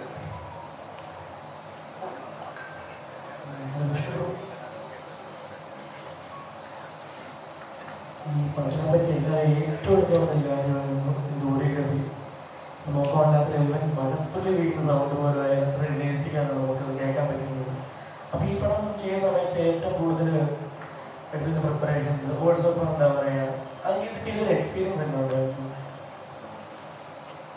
ശരിക്കും പറഞ്ഞാൽ ചിത്തു ഒരു ഇതുപോലെ വിളിച്ചിട്ട് ഫസ്റ്റ് ചേട്ടാ ഇതുപോലെ ഞാനൊരു പടം ചെയ്യാൻ പോകണം, ഞാനൊരു ഷോർട്ട് ഫിലിം ചെയ്തിരുന്നു, കണ്ടിട്ടുണ്ടോ എന്ന് അറിയില്ല, എപ്പോഴെങ്കിലും മീറ്റ് ചെയ്യാൻ പറ്റുമെന്ന് വെച്ചാൽ അങ്ങനെ എൻ്റെ സ്റ്റുഡിയോയിൽ വന്ന് മീറ്റ് ചെയ്ത് ഞാൻ ഷോർട്ട് ഫിലിം കണ്ടു. ബേസിക്കലി ഫസ്റ്റ് ജിത്തുവിൻ്റെ ആ കോൾ, ആ മീറ്റിൽ തന്നെ ചേട്ടൻ കൂടെ ഉണ്ടാവണം എന്നാണ് ആഗ്രഹം. ചേട്ടൻ ഉണ്ടാവുമെന്ന് അറിയില്ല, പക്ഷെ ആഗ്രഹം അതാണ്. ശരിക്കും പറഞ്ഞു കഴിഞ്ഞാൽ ഞാൻ എൻ്റെ ഫസ്റ്റ് മലയാളം പടത്തിൻ്റെ ഒരു ഷോർട്ട് ഫിലിം സിനിമയായിരുന്നു നേരം. എൻ്റെ ഫസ്റ്റ് സൗണ്ട് ഡിസൈൻ എന്ന് പറയുന്നത് നേരം എന്നുള്ള ഷോർട്ട് ഫിലിമിലായിരുന്നു. സോ ഈ ബേസിക്കലി ഒരുപാട് ഫാക്ടേഴ്സ് ഉണ്ടായിരുന്നു. അപ്പം തന്നെ യെസ് ആണ് ഉള്ളിലുണ്ടായിരുന്നത്. അപ്പോൾ ഒന്ന് അതേപോലുള്ളൊരു ട്രാവൽ ഭയങ്കര രസമാണ് ഒരു ഷോർട്ട് ഫിലിം, അല്ലെങ്കിൽ ആ ഷോർട്ട് ഫിലിമിൽ നിന്ന് സിനിമയിലേക്കുള്ള കുറച്ച് സുഹൃത്തുക്കൾ ചേർന്നിട്ട് ഒരു സിനിമ എടുക്കുക എന്നൊക്കെ പറയുന്നതിൻ്റെ ഒരു ഫീല് ആ തുടക്കകാലങ്ങളിലുണ്ടായിരുന്നു. ഇപ്പം അൽഫോൺസ്, കാർത്തിക് സുബ്രാജ്, ആ ഒരു ടീമിൻ്റെ കൂടെയാണ് ഞാൻ ഇൻഡസ്ട്രിയിൽ എത്തുന്നത്. പിന്നീട് എക്സ്പീരിയൻസ്ഡ് ആയിട്ടുള്ള ആൾക്കാരോട് വർക്ക് ചെയ്യുമ്പോഴേക്കും എനിക്ക് മിസ്സായ ഒരു ഫീല് ശരിക്കും പറഞ്ഞാൽ ഒരു ഭയങ്കര ജെന്യുവിൻ ആയിട്ടുള്ള, എന്താ പറയുക, ഒരു ഈഗോലെസ് ആയിട്ടുള്ള ഒരു ഗ്രൂപ്പ് ഓഫ് ആൾക്കാരോട് സിനിമ വർക്ക് ചെയ്യാൻ പറയുന്ന ഫീലാണ് ആദ്യമായിട്ട് എന്നെ ഇതിലേക്ക് അട്രാക്ട് ചെയ്തൊരു കാര്യം. അതിന് ജിത്തുവിനോട് ഒരുപാട് നന്ദിയുണ്ട്. അതിനുശേഷം ഫഹദിന്റെ കോളായിരുന്നു. അത് നോക്കുമ്പോൾ ഈ പറഞ്ഞ പോലെ ഒരു നല്ല സിനിമയ്ക്ക് വേണ്ടിയിട്ട് ജിത്തുവിനെ ട്രസ്റ്റ് ചെയ്ത ഒരു പ്രൊഡ്യൂസർ. ഫസ്റ്റ് കോളത്തിന് എനിക്കത് മനസ്സിലായപ്പോൾ ഞാൻ പറഞ്ഞു, ഈ പടത്തിൽ ശരിക്കും പറഞ്ഞു കഴിഞ്ഞാൽ വിത്തൗട്ട് എനിക്ക് ഫസ്റ്റ് കട്ട് കഴിഞ്ഞിട്ടാണ് വരുന്നത്. ഞാൻ നോക്കുമ്പോൾ ഞാൻ അതിൻ്റെ അടുത്ത് പറഞ്ഞാൽ ഭയങ്കര പൊട്ടൻഷ്യലുള്ള ഒരു സിനിമയാണ്. ഇപ്പോൾ ഇതിനകത്ത് നമുക്ക് കൊടുക്കാൻ പറ്റുന്ന ഏറ്റവും വലിയ കാര്യം, ഓഡിയൻസ് കൊടുക്കാൻ പറ്റുന്ന കാര്യം വെച്ചാൽ ഏറ്റവും ബെസ്റ്റ് ആയിട്ടുള്ള ഒരു സിനിമാറ്റിക് എക്സ്പീരിയൻസ് കൊടുക്കുക. അതിനുള്ള വലിയൊരു സ്പേസുള്ള സിനിമയാണ്. കാരണം നമ്മളൊരു സർറിയൽ സ്പേസിനെ കുറിച്ചാണ് പറയുന്നത്. അപ്പോൾ അവിടെ നമുക്ക് ലിമിറ്റ്ലെസ് ആയിട്ട് നമുക്ക് സൗണ്ടിനെ യൂസ് ചെയ്യാം. അപ്പോൾ അതാണ് ആദ്യത്തെ ഹുക്ക്. അപ്പോൾ ഞാൻ അതിനടുത്ത് ഒരുപാട് പണിയെടുക്കാനുണ്ട്. എത്ര വേണമെങ്കിലും ഇതിനകത്ത് ചെയ്യാം. അത്രത്തോളം നമുക്കിത് ആൾക്കാരിലേക്ക് കണക്റ്റഡ് ആക്കാനുണ്ട്. ബിക്കോസ് ആ സ്പേസിലേക്ക് ആൾക്കാരിൽ എത്തിച്ചാൽ മാത്രമേ ഈ പറയുന്ന കണ്ടന്റിലേക്ക് അവർ കണക്റ്റഡ് ആവുള്ളൂ. സോ അതിന് വേണ്ടിയിട്ട് പ്രിപ്പറേഷൻ എന്തൊക്കെ ചെയ്തതെന്ന് വെച്ച് കഴിഞ്ഞാൽ അത് ഇതിനകത്ത് ഒരുപാട് സൗണ്ടുകൾ. ആദ്യം എടുത്തൊരു കാര്യം എന്ന് വെച്ച് കഴിഞ്ഞാൽ ഇതൊരു കേട്ട ശബ്ദങ്ങളായിരിക്കില്ല. നമ്മൾ ഡെയിലി കേൾക്കുന്ന ശബ്ദങ്ങൾ ആയിരിക്കരുതെന്നുള്ള തോന്നുന്നില്ല. പിന്നീട് ഒരുപാട് ശബ്ദങ്ങൾ ഒരുപാട് സിംഗിൾ സൗണ്ടുകൾ യൂസ് ചെയ്തിട്ടുണ്ട്. ഈ ഓരോ സൗണ്ടിനും ഓരോരോ ഉദ്ദേശങ്ങളുണ്ട്. ചെറിയ ചെറിയ ശബ്ദങ്ങളാണെങ്കിൽ പോലും ആ സ്പേസ് നമുക്ക് ഫീൽ ചെയ്യാനുള്ളൊരു ഫോക്കസ് ആയിരുന്നുണ്ടായിരുന്നു. ഇപ്പം ചിലപ്പോൾ തണ്ടറിൻ്റെ സൗണ്ട് ആയിരിക്കും. ആ തണ്ടർ ശരിക്കും നിങ്ങൾക്ക് അത് എക്സ്പീരിയൻസ് ചെയ്യാനേ പറ്റുള്ളൂ. അത് പിക്ക് ചെയ്തിട്ട് ഫീൽ ചെയ്യാൻ പറ്റില്ല. ബട്ട് നമ്മളതിനെ ഇതുവരെ കേൾക്കാത്ത ഒരു ലെയറും അതിൻ്റെ കൂടെ ആഡ് ചെയ്തിട്ടുണ്ട്.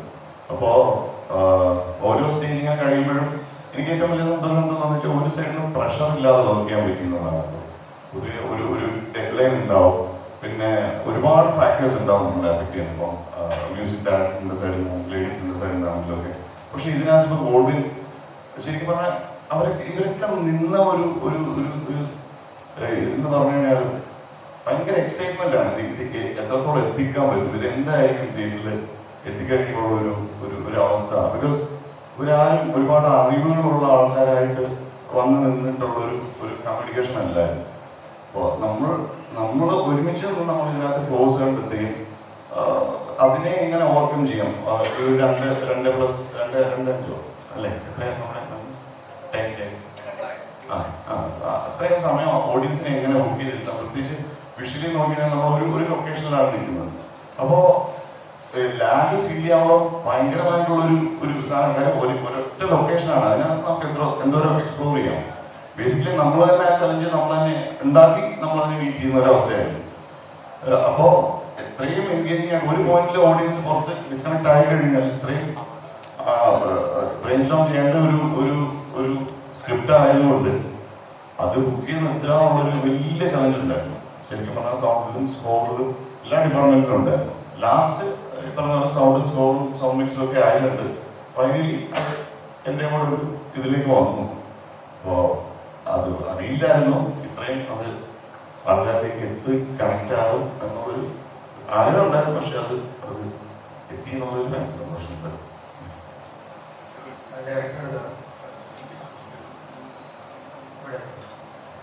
നമ്മൾ സ്ക്രിപ്റ്റ് ചെയ്ത സമയത്ത് നമുക്ക് ചിലപ്പോൾ സ്റ്റാർട്ടിങ്ങിൽ ഒരു ആക്ടറെ കോൺസെൻട്രേറ്റ് ചെയ്ത് നമ്മൾ ചിലപ്പോൾ സ്ക്രിപ്റ്റ് എഴുതുന്നുണ്ടായിരുന്നു.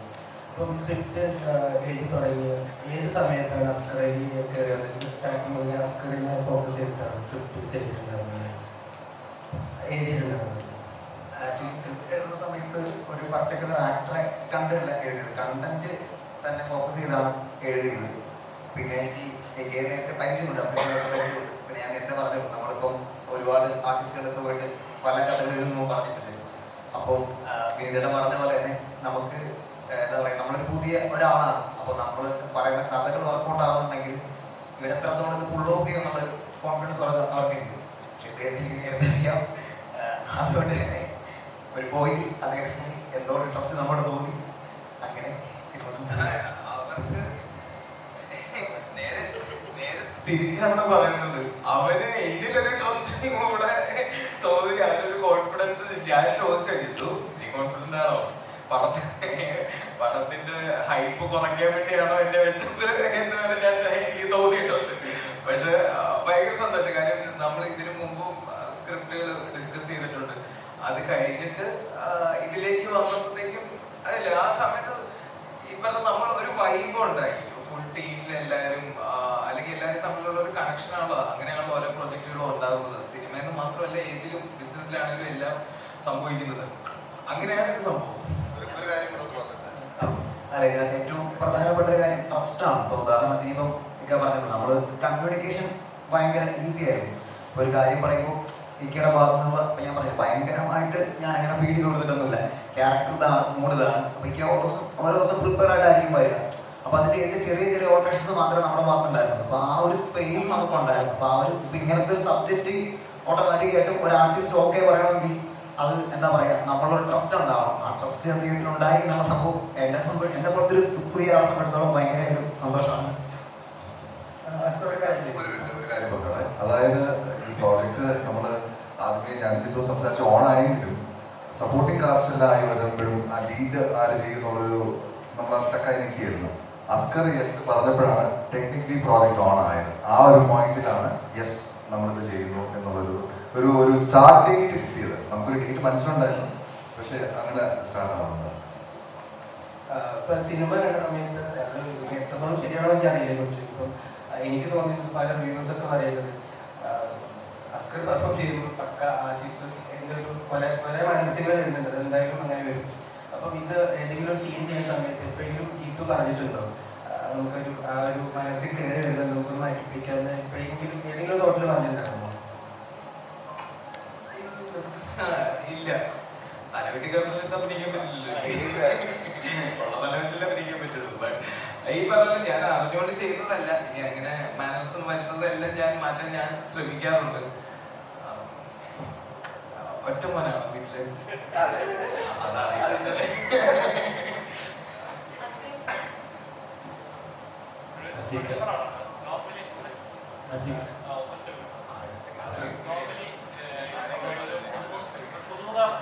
മലയാള സിനിമയിൽ കണ്ടുവരുന്ന പാറ്റേണാണ്. ഇപ്പോൾ പുതിയ സംവിധായകരൊക്കെ ആണെന്നുണ്ടെങ്കിൽ പ്രൊഡ്യൂസേഴ്സ് ഒരു ബഡ്ജറ്റ് ഇടും. ഇത്ര ബഡ്ജറ്റിനുള്ളിൽ തന്നെ പണം തീർക്കണം, അങ്ങനെയാണെങ്കിൽ മാത്രം ചെയ്യാവുന്ന പോലെ. ഇപ്പം ഇതിന് അങ്ങനത്തെ ബഡ്ജറ്റ് ഇടുകയാണ്. അപ്പോൾ ബഡ്ജറ്റ് മുകളിൽ പോയെന്ന് പറഞ്ഞാൽ ഇത് ചെയ്യുന്ന സമയത്ത് നമുക്കൊരു കാൽക്കുലേഷൻ ഉണ്ടാവും. ഇവിടെ വരെ ഇത്രയൊക്കെ കാര്യങ്ങൾ നടക്കുന്നുള്ളൂ. കാൽക്കുലേഷൻ ഉണ്ടാവും. അത് ബ്രേക്ക് ആകുമ്പോൾ ഉണ്ടാകുന്ന പ്രൊഡ്യൂസറുടെ ഒരു പെയിൻ ഉണ്ടാവും. കൈ നിൽക്കുമെന്നൊരു പേരുണ്ടാവും. ഞാൻ ദൈവത്തിൽ വിശ്വസിക്കുന്നുണ്ട്. ഞാൻ ജിത്തുവിനെ ഫസ്റ്റ് കണ്ടപ്പോൾ തന്നെ നമ്മൾ സിനിമ ചെയ്യുന്ന ഉറപ്പായിരുന്നു. എന്ന്, എങ്ങനെ, എപ്പോൾ എന്നുള്ളതായിരുന്നു ക്വസ്റ്റ്യൻ. അപ്പോൾ ബഡ്ജറ്റ് ഡെഫിനറ്റ്ലി കൂടിയിട്ടുണ്ട്. അത് സിനിമ നന്നാക്കാനാണ്. നമ്മൾ എക്സ്ട്രാ ഇട്ട ബഡ്ജറ്റ് എല്ലാം നിങ്ങൾ സ്ക്രീനിൽ കാണുന്നുണ്ട്, കേൾക്കുന്നുണ്ട്, അനുഭവിക്കുന്നുണ്ട്. കൂടിയപ്പോൾ എന്നെ സപ്പോർട്ട് ചെയ്യാൻ എൻ്റെ ഫ്രണ്ട് നവീൻ ഉണ്ട, പുള്ളി ഇതിലോട്ട് വന്നു. ഈ സിനിമ എന്തായാലും ഉണ്ടാവുമായിരുന്നു, പക്ഷേ ഇന്നത്തെ നിലയിലേക്ക് എത്തിച്ചത് നവീനാണ്. പുള്ളി എൻ്റെ കൂടെ US വർക്ക് ചെയ്യുന്നതാണ്. നമ്മുടെ ഫ്രണ്ട്സ് എന്നൊക്കെ 18 വർഷമായിട്ട് അറിയാം. പിന്നെ എൻ്റെ 2 സഹോദരന്മാരുണ്ട്, ഫാറസ്, ഫയസ്. ഇവർ രണ്ടുപേരും സപ്പോർട്ട് ചെയ്തു.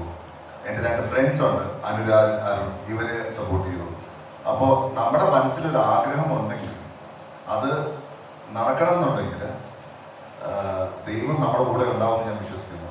അപ്പോൾ ബഡ്ജറ്റ് കയറി നമ്മൾ ഓരോ ഘട്ടത്തിലും ഈ സിനിമ എലിവേറ്റ് ചെയ്യാൻ ഇനി നമുക്ക് വേണ്ടത് സൗണ്ടാണ് എന്ന് ജിത്തുവിനൊരു മനസ്സിലുണ്ടായിരുന്നു. പക്ഷേ വിഷ്ണു വളരെ ടാലൻറ്റഡും ആണ്, എക്സ്പെൻസീവും ആണ്. കാര്യം ടാലൻറ്റ് ഡിമാൻഡ്സ് സർട്ടൻ കോസ്റ്റ്. അപ്പോൾ നമ്മൾ അതിന് എല്ലാത്തിനും നമ്മൾ പ്ലാൻ ചെയ്തിട്ടാണോ അല്ല, പക്ഷേ things fell into place. നമ്മൾ എങ്ങനെ പറയും, പ്രപഞ്ചം നമ്മുടെ കൂടെ നിന്ന് കാര്യങ്ങൾ നടത്തി തന്നു.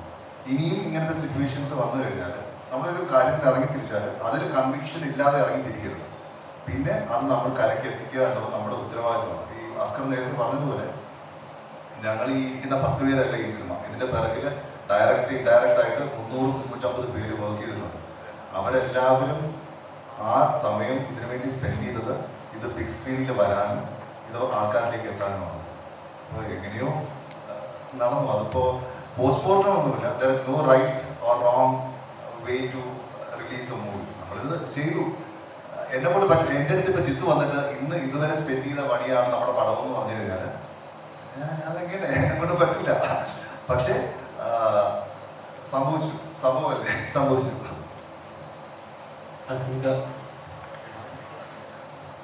ഈ സിനിമയിൽ ഒരുപാട് പോലീസ് കഥാപാത്രങ്ങളുണ്ട്. ഇപ്പോൾ ഇതിനേറ്റം പറഞ്ഞ പോലെ അത് അദ്ദേഹത്തിന് ഒരു റഫായിട്ടുള്ള ഒരു ഇതും അതിനകത്ത്, പക്ഷേ ഈ സിനിമയ്ക്കകത്ത് ഒരു കോമിക് റിലീഫ് അത് ശരിക്കും പറഞ്ഞാൽ അത് ഈ സിനിമയ്ക്കകത്ത് പോസിബിൾ അല്ല. ഈ ഒരു കഥ പറയുമ്പോൾ അപ്പോൾ ഇത് ജിത്തു കഥ പറയുമ്പോൾ ഈ ഒരു കോമിക് ആംഗിൾ കോമഡി അങ്ങനെ ഭയങ്കരമായിട്ട് ചെയ്യുന്ന ആ രീതിയിലല്ല, പക്ഷെ ആ ക്യാരക്ടർ ഒരു റിലീഫും ഇയാൾ എന്തോ ഒരു സഹോദര സ്നേഹം കാണിക്കുന്നുണ്ട്. അപ്പോൾ ആ ക്യാരക്ടർ എത്രത്തോളം അട്രാക്റ്റീവ് ആയിട്ട് തോന്നി അത് ഇത്തിരി ഒരു സീനിയർ ആയിട്ടുള്ള ഒരാൾ ഇങ്ങനെ ചെയ്യുമ്പോൾ അതെങ്ങനെയായിരുന്നു ആ ക്യാരക്ടർ ഉൾക്കൊള്ളുന്നത്?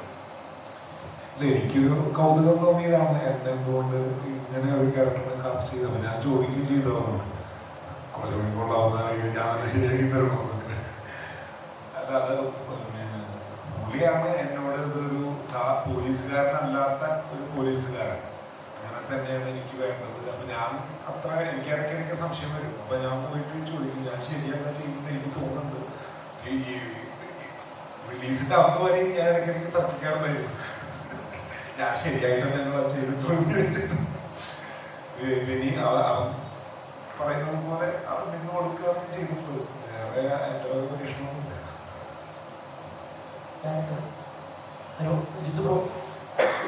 ഒരു സെക്കൻഡ് എക്സ്പെൻസീവ് ആണെന്ന് പറഞ്ഞതിൻ്റെ ഒരു കാരണം ഇത് പറയാനായിട്ടാണ്. ബേസിക്കലി ഞാൻ വിശ്വസിക്കുന്ന ഒരു കാര്യം, ഇപ്പോഴും മലയാള സിനിമയെന്നല്ല ഇന്ത്യൻ സിനിമയിൽ തന്നെ സൗണ്ട് ഒരു സിനിമയിൽ ചെയ്യുന്ന ഒരു ഇതിന് ലൈക്ക് ഒട്ടും എക്സ്പെൻസീവ് അല്ലാത്ത ബഡ്ജറ്റ് റേഞ്ചിലാണ് ഇപ്പോൾ നിൽക്കുന്നത്. നമ്മുടെ ഇൻഡസ്ട്രി ആണെങ്കിലും പുറത്തുള്ള ഇൻഡസ്ട്രീസ് ആണെങ്കിലും. അപ്പോൾ ഫഹദിൻ്റെ അടുത്ത് ആദ്യം ഞാൻ പറഞ്ഞത് ഇതായിരുന്നു, വലിയൊരു സ്പേസ് ഉണ്ട് പടത്തിൽ. ഇതുപോലൊരു പടം തിയേറ്ററിൽ ആൾക്കാരിലേക്ക് എത്തിക്കുമ്പോൾ സൗണ്ട് ഫീൽ ചെയ്ത് സൗണ്ട് എക്സ്പീരിയൻസ് ചെയ്യാൻ എല്ലാ പടങ്ങളും ഉണ്ടാവും. ബട്ട് ഇത് ത്രൂ ഔട്ട് ഇങ്ങനെ ഒരു സ്പേസ് എന്നൊക്കെ ഉള്ള ഒരു സ്ക്രിപ്റ്റും അതിൽ ഷൂട്ട് ചെയ്ത് അതിൻ്റെ ഏറ്റവും ഇതിൽ ഭംഗിയിൽ ഷൂട്ട് ചെയ്ത് നമ്മുടെ ഫ്രണ്ടിൽ നിൽക്കുകയാണ്. ഞാനല്ല, വേറെ ആരാണ് നിന്റെ സൗണ്ട് ഡിസൈൻ ചെയ്താലും ഒരു സ്പെൻഡ് ചെയ്യുന്നില്ല, അവർ ഡിമാൻഡ് ചെയ്തില്ല, അവർ നീഡ് പറയുന്നതിൽ ഒരിക്കലും ഡൗട്ട് ആവേണ്ട കാര്യമില്ല. ബിക്കോസ് അത്രത്തോളം എക്സ്പീരിയൻസ് ഓറിയൻറ്റഡ് ആയിട്ടുള്ള ഒരു സ്ക്രിപ്റ്റാണ്. അപ്പോൾ ആ ഒരു കൺസേൺ ഇല്ലാതെ മുന്നോട്ട് പോയി കഴിഞ്ഞാൽ ഡെഫിനറ്റ്ലി അതിൻ്റെ എത്രയോ ഇരട്ടി പ്രൊഡക്ഷൻ വാല്യൂ കൂട്ടി തരുന്ന ഒരു പ്രോസസ്സാണ്. ഐ തിങ്ക് ഇപ്പോൾ ആ ഒരു എക്സ്പെൻസ് എന്നുള്ളത് മാറിയിട്ടുണ്ടാവും. ഞാനത് പറഞ്ഞത് തെറ്റായിട്ട് ആരും ധരിക്കരുത്. നമ്മളൊരു ഗെയിമൊക്കെ കളിക്കുമ്പോൾ ഒരു ലെവൽ വരെ നമ്മളൊരു സ്പീഡിൽ പോകും. പിന്നെ ഒരു നൈട്രോ ബൂസ്റ്റ് ഉണ്ടല്ലോ, അതാണ് വിഷ്ണു. അപ്പോൾ എനിക്ക് കൃത്യമായിട്ട് പറയാം, ജിത്തുവും എല്ലാവരും എനിക്ക് തന്നെ പറയാം, ഈ സിനിമയിലെ ഇന്ത്യയിൽ തന്നെ one of the best audiography ചെയ്യുന്ന ആളാണ് വിഷ്ണു. അപ്പോൾ വിഷ്ണു ഒരു സിനിമ ചുമ്മാ ചെയ്യില്ല. ഇപ്പം സിനിമയെ ഒരുപാട് ഫോളോ ചെയ്യുന്ന സിനിഫൈൽസ് ഉണ്ടെങ്കിൽ വിഷ്ണുവിൻ്റെ പേര് കാണുമ്പോൾ തന്നെ ആ പ്രോജക്റ്റിന് സീരിയസ്നെസ് വരും. അതുകൊണ്ട് വിഷ്ണു ഭയങ്കര സപ്പോർട്ടീവ് ആയിരുന്നു. വിഷ്ണുവിന് ഈസി ആയിട്ട് നോ പറയാം. കാര്യം നമ്മുടെ സിനിമയ്ക്കായിരുന്നു വിഷ്ണുവിൻ്റെ ആവശ്യം. വിഷ്ണുവിന് ഈസ് ഓൾറെഡി പ്രൂവൻ. നമുക്ക് ഭയങ്കര സപ്പോർട്ടീവ് ആയിരുന്നു ടുവേർഡ്സ് ദ എൻഡ് ഈ സിനിമയെ ഈ ലെവലിലേക്ക് എത്തിക്കാൻ.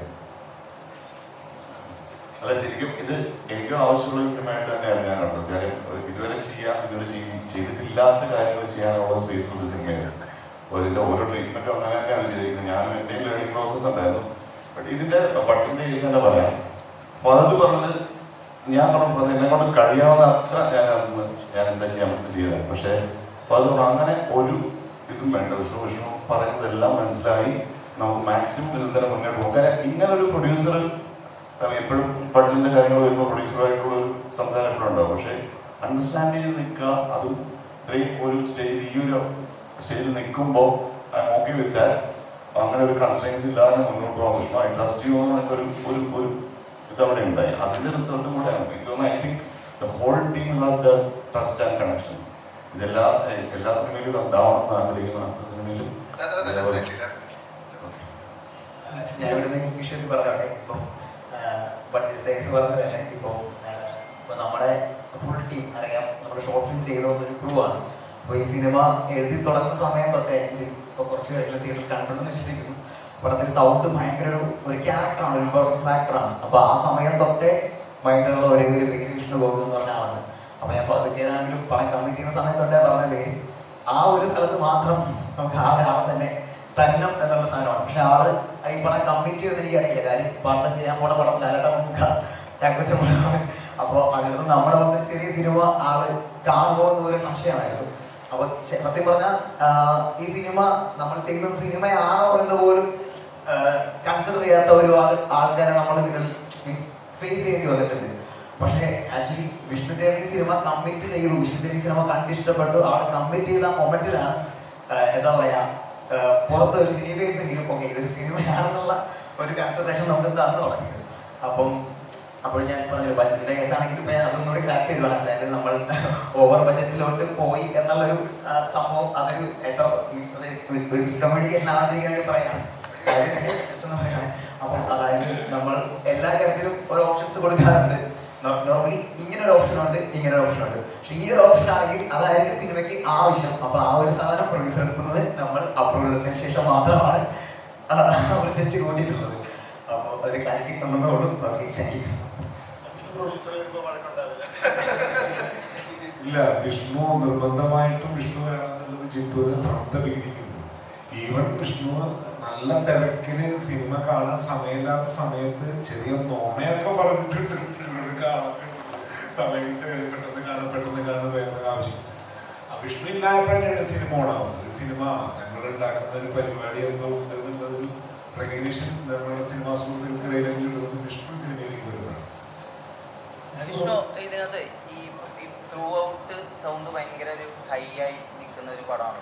അതായത് സ്റ്റാർട്ട് തൊട്ട് എൻഡ് വരെ. സോ അതിനകത്ത് ഒരു മീറ്റർ ഉണ്ടായിരുന്നു, ഈ ലെവലിൽ താഴെ പോകരുത് ഇതിനകത്ത്, അങ്ങനെ ഒരു സംഭവം. അങ്ങനെ ഒരു മീറ്ററില്ല. പക്ഷേ something is going to happen എന്നുള്ളൊരു ഫീല് കൊടുത്തു പോവാം എന്നുള്ളൊരു അതായിരുന്നു ഒരു കോഡ്. പിന്നെ ഇതിനകത്ത് നോക്കിക്കഴിഞ്ഞാൽ നമ്മൾ ഡൈനാമിക്സ് എന്ന് പറയുന്നത് ഏറ്റവും ചെറിയ ശബ്ദം തൊട്ട് ഏറ്റവും വലിയ ശബ്ദം വരെയുള്ളൊരു ഡിഫറൻസ്. അത് ബേസിക്കലി നമ്മുടെ ഓഡിയൻസിനെ എടുത്ത് പറയേണ്ട ഒരു കാര്യമുണ്ട്. ഇതിനു മുമ്പ് ഞാൻ ചെയ്ത എക്കോ ആണ്. അപ്പോൾ കണ്ടന്റ് ഇസ് കിങ് എന്ന് പറയുന്ന ഒരു അവസ്ഥ ഉണ്ടല്ലോ, അത് അങ്ങനെ ഒരു സ്പേസിലേക്ക് നമ്മൾ എത്തിക്കഴിയുമ്പോൾ ഒരു കൺസിസ്റ്റന്റ് ലെവലിൽ അല്ലെങ്കിൽ ഇത്ര ലൗഡ്നെസ്സിൽ കൊടുക്കുന്ന ഒരു ഓഡിയൻസ് ആയിരിക്കത്തില്ല ഫ്രണ്ടിൽ വരിക. നമ്മളെ ഈ മലയാള സിനിമയ്ക്ക് എനിക്ക് തോന്നുന്നത് മലയാള സിനിമയിൽ ഇപ്പോൾ വർക്ക് ചെയ്യുമ്പോൾ നമുക്കൊക്കെ ഒരു ഭാഗ്യം ഇങ്ങനെയുള്ള സിനിമകൾ വർക്ക് ചെയ്യാൻ പറ്റുന്നതാണ്. എനിക്ക് തോന്നുന്ന ഒരു ഹിറ്റായ കണ്ടന്റ് അല്ലെങ്കിൽ ആ സ്ട്രാറ്റജി അടുത്ത പടത്തിൽ നമ്മൾ ഇവിടെ യൂസ് ചെയ്യാറില്ല. പുറത്തുള്ള സിനിമ ഇൻഡസ്ട്രീസ് നോക്കിയാൽ അവർ കുറച്ച് നാൾ ആ സ്ട്രാറ്റജിയിലായിരിക്കും പോവുക. അപ്പോൾ ആസ് എ ടെക്നീഷ്യൻ ആസ് ആർട്ടിസ്റ്റുകൾ ചിലപ്പോൾ ഒരേ പാത്ത് ഫോളോ ചെയ്യേണ്ടി വരും. അപ്പോൾ അങ്ങനെ വെച്ച് നോക്കുമ്പോൾ ഇതിനകത്ത് അങ്ങനെ ഒരു ഡിമാൻഡേ ഇല്ലായിരുന്നു. ലൈക്ക് ഇത്ര വോളിയത്തിൽ അല്ലെങ്കിൽ ഇങ്ങനെ ഒരു ഇതിൽ കൊടുത്താൽ മാത്രമേ ഈ പടം ഇതാവുള്ളൂ. പക്ഷെ സൗണ്ട് ഒരു വലിയ ക്യാരക്ടറാണ്. അപ്പം അതിന് ജെനുവിനിറ്റി ഉണ്ടാവണം, അതിന് ലൈഫ് ഉണ്ടാവണം. അപ്പോൾ അതായിരുന്നു ഒരു കൺസെപ്റ്റ്. ഇതിലെ മഴയാണെങ്കിലും അതിനകത്തുള്ള ഓരോ ചെറിയ ചെറിയ ശബ്ദങ്ങളാണെങ്കിലും കേൾക്കുന്ന ശബ്ദങ്ങൾക്ക് ഒരു മോട്ടീവ് ഉണ്ടായിരിക്കണം. അത് പടവുമായിട്ട് കണക്റ്റഡ് ആയിരിക്കണം, പടവും പ്രേക്ഷകനുമായിട്ട് കണക്ട് ചെയ്യുന്ന ഒരു കാര്യമായിരിക്കണം. ആവശ്യമില്ലാത്തൊരു ശബ്ദവും കേൾക്കരുത്, ആവശ്യമില്ലാത്ത രീതിയിലും കേൾക്കരുത് എന്നുള്ള രീതിയിലായിരുന്നു. അപ്പോൾ മ്യൂസിക് ആണെങ്കിലും ഇപ്പോൾ ബോർഡിൻ്റെ കേസ് പറഞ്ഞു കഴിഞ്ഞാൽ ഒരു ഗട്ട്സ് എടുത്തിട്ടുണ്ട് ഇതിൽ. കാര്യം ഓരോ നമ്മൾ ഈ കണ്ടുവന്ന രീതിയിൽ ഒരു ഇമ്പാക്ട് കൊടുക്കുക. ഒരു ട്വിസ്റ്റിൻ്റെ സമയത്ത് ഇത്ര അധികം ഇമ്പാക്റ്റിൽ കൊടുക്കുക, അല്ലെങ്കിൽ ഇങ്ങനെയുള്ള ഇൻസ്ട്രുമെന്റ്സ് യൂസ് ചെയ്യാനൊക്കെ ഒരു രീതിയുണ്ട്. ബോർഡും ശരിക്കും ബ്രേക്ക് ചെയ്തിട്ടാണ് എൻ്റെ സ്കോർ ചെയ്തിരിക്കുന്നത്. അപ്പോൾ നമുക്ക് ആദ്യം ഇത് മതിയോ, ഇത്രയും കൊടുത്താൽ മതിയോ മറ്റുള്ളൊരു ഡൗട്ട് ഉണ്ടായിരുന്നു. പക്ഷേ ആസ് എ മ്യൂസിക് ഡയറക്ടർ അവനെടുത്ത ആ ഒരു കോഡ് നമ്മൾ സപ്പോർട്ടീവായിട്ട് നിന്നു. ഇവൻച്വലി ലൈക്ക് ഓഡിയൻസിനെ അത് എക്സ്പീരിയൻസ് ചെയ്യുമ്പോൾ സാറ്റിസ്ഫൈഡ് എന്നുള്ള അവസ്ഥയാണ്. ഞാനാണെങ്കിൽ പണ്ട് ഓഡിയോഗ്രാഫി ഒത്തിരി ശ്രദ്ധിക്കാത്ത ഒരാളായിരുന്നു. അപ്പോൾ ഞാൻ ലോകേഷ് ഗ്രീൻ കണ്ട സമയത്ത് അത് പുള്ളിക്കാരി പറഞ്ഞിട്ട് മാസ്റ്റർ ചെയ്യുന്ന സമയത്ത് ഇപ്പം ഇടിക്കുന്ന സീൻസൊക്കെ ഉണ്ടല്ലോ, ഇടിക്കുന്ന സീൻസ് ഉണ്ട് ഇടിക്കുന്നത്. അപ്പോൾ ആ സൗണ്ട്സ് ക്രിയേറ്റ് ചെയ്യുന്നത് മീറ്റ് ഉണ്ടല്ലോ, മീറ്റിനകത്ത് ഇടിച്ചിട്ടാണ് ആ സൗണ്ട് റെക്കോർഡ് ചെയ്തെടുക്കുന്നത്. അപ്പോൾ ആർട്ടിഫിഷ്യലി ക്രിയേറ്റ് ചെയ്യുന്ന സൗണ്ട്സ് ആണ് അതൊക്കെ. അപ്പോൾ ഇതിനകത്തിൽ റിയലായിട്ട് ചെയ്തത് ഏതൊക്കെയാണ്, ഓൾസോ ആർട്ടിഫിഷ്യലായിട്ട് ചെയ്യേണ്ടി വന്നത് ഏതൊക്കെയാണ്, അതൊന്ന് പറയാമോ? എങ്ങനെ ഇതിൽ നാച്ചുറലായിട്ടുള്ള സൗണ്ടിനെയും നമ്മൾ ഞാൻ മുമ്പേ പറഞ്ഞ പോലെ കേൾക്കാത്ത ഒരു രീതിയിലേക്ക് കൺവേർട്ട് ചെയ്തിട്ടുണ്ട്. അപ്പോൾ അത് അത്ര എവിഡൻ്റ് ആയിരിക്കില്ല. പിന്നെ ഇതിൽ എസ്പെഷ്യലി അതിനകത്തൊരു സീക്വൻസ് ഉണ്ട്, പറഞ്ഞു കഴിഞ്ഞാൽ എന്താണെന്ന് അറിയില്ല, ബട്ട് ആ ഒരു സീക്വൻസിൽ ഒരുപാട് സൗണ്ടുകൾ വന്നു പോകുന്ന ഒരു ഏരിയയാണ്, നമുക്ക് റിപ്പീറ്റഡായിട്ട് വരുന്ന ഏരിയാസ്. പിന്നെ ഒരു സ്പേസിലേക്ക് പോകുന്നുണ്ട്, ഇതിനകത്ത് മെയിൻ ക്യാരക്ടർ വേറൊരു സ്പേസിലേക്ക് പോകുന്നുണ്ട്. അപ്പോൾ പിന്നെ അതല്ലാതെ പല പല സ്പേസുകൾ കാണിക്കുന്നുണ്ട്, റിപ്പീറ്റഡ് ആയിട്ട് വരുന്ന കാര്യങ്ങൾ വരുന്നുണ്ട്. അപ്പോൾ ഇതിലൊക്കെ ശരിക്കും പറഞ്ഞു കഴിഞ്ഞാൽ നമ്മൾ യൂസ് ചെയ്യുന്ന സൗണ്ടുകളിൽ ഓഡിയൻസുമായിട്ട് കമ്മ്യൂണിക്കേറ്റ് ചെയ്യണം, ബട്ട് ഇൻ എ ഡിഫറെൻറ്റ് വേ. അത് അങ്ങനെ നമുക്ക് ആ സ്പേസ് ത്രൂ സൗണ്ട് നമുക്ക് ഫീൽ ചെയ്യാൻ പറ്റുള്ളൂ. അപ്പോൾ ഈ ഡയലോഗ്സ് ആണെന്നുണ്ടെങ്കിലും അതിലെല്ലാം നമ്മൾ വേറൊരു ട്രീറ്റ്മെൻറ്റ് അല്ലെങ്കിൽ വേറൊരു അപ്രോച്ച് അല്ലെന്നുണ്ടെങ്കിൽ അങ്ങനെ കണക്ട് ചെയ്യാനുള്ള ഒരു തോട്ട് പ്രോസസ് പുറകിൽ ഉണ്ടായിരുന്നു. ചോദിച്ചെന്ന് വെച്ചപ്പോൾ മീറ്റിന്റെ കാര്യം പറഞ്ഞില്ലേ, അതുപോലെ ഇതിനകത്ത് യൂസ് ചെയ്യേണ്ടി വന്നേരം തിങ്സ് അങ്ങനത്തെ കാര്യങ്ങൾ അത് ആ സീക്വൻസ് പറഞ്ഞു കഴിഞ്ഞാൽ അത് ഡീറ്റെയിലായിട്ട് പറയാൻ പറ്റുള്ളൂ. പക്ഷെ ഒരുപാട് ഫ്രീക്വൻസീസ് ലൈക്ക് എന്താ പറയുക, അതൊരു ഫ്രീക്വൻസി ഓറിയന്റഡ് ആയിട്ട് ഇന്ന ഒരു ശബ്ദം എന്നല്ല, നമ്മൾ ബേസിക്കലി നമുക്ക് കേൾക്കാവുന്നതിൻ്റെ അതായത് ഹ്യൂമൻ ഓഡിബിൾ റേഞ്ചിൻ്റെതായിട്ടുള്ള എല്ലാ ഫ്രീക്വൻസീസും നമുക്ക് പല രീതിയിലും യൂസ് ചെയ്തിട്ട് ആ ഒരു ഇപ്പം ആക്ച്വലി ഓഡിയൻസിന് ഇറിറ്റേഷൻ ആവും, പക്ഷെ ഫീൽ ചെയ്യാൻ വേണം, അങ്ങനെ ഒരു സ്പേസ് ഉണ്ടായിരുന്നു. അതിന് വേണ്ടിയിട്ട് കുറച്ച് പരിപാടികൾ നമുക്ക് പണിയെടുത്തിട്ടുണ്ട് അതിനകത്ത്. അല്ലാതെ സ്പെസിഫിക്കായിട്ട് വേറെ അങ്ങനെ ചെയ്തിട്ടില്ല. മീറ്റിലടിച്ചെടുക്കുക എന്ന് പറഞ്ഞ പോലെ ചെയ്യുന്ന കാര്യമാണ്. നമുക്ക് ശരിക്കും ആ ഒരു ഫ്ലഷ് ഹിറ്റ് ചെയ്യുന്ന ഒരു ഫീൽ എടുക്കണം. അപ്പോൾ അതുകൊണ്ട് പണ്ട് പോലെ യൂസ് പ്രോസസ്സാണ്. അതൊരുപാട് പ്രോസസ്സുകൾ നടക്കുന്നുണ്ട്. പണ്ട് പോലെ സൗണ്ട് ഡിസൈൻ എന്ന് പറയുന്നത് നമ്മൾ ശരിക്കും നമുക്ക് ക്രിയേറ്റ് ചെയ്യാൻ അല്ലെങ്കിൽ നമ്മൾ എക്സ്പീരിയൻസ് ചെയ്തിട്ടില്ലാത്ത ശബ്ദങ്ങൾ വേറെ പല ശബ്ദങ്ങളും വെച്ച് ക്രിയേറ്റ് ചെയ്തെടുക്കുക എന്ന് പറയുന്ന പ്രോസസ്സാണ്. ഇപ്പം അതർ വേൾഡ് സൗണ്ട്സ് അല്ലെങ്കിൽ ഇപ്പോൾ ഗോസ്റ്റ് സൗണ്ട് നമ്മൾ എന്താണ് കേട്ടിട്ടില്ല, ബട്ട് സമയം നമുക്കത് ഫീൽ ചെയ്തിട്ടുണ്ട്. അപ്പോൾ അത് പല ശബ്ദങ്ങളും മിക്സ് ചെയ്ത് ബ്ലെൻഡ് ചെയ്ത് ക്രിയേറ്റ് ചെയ്തെടുക്കുന്നതാണ്. ഇതിനകത്ത് ആ പ്രോസസ് ഒരുപാട് സ്ഥലങ്ങൾ നടന്നിട്ടുണ്ട്.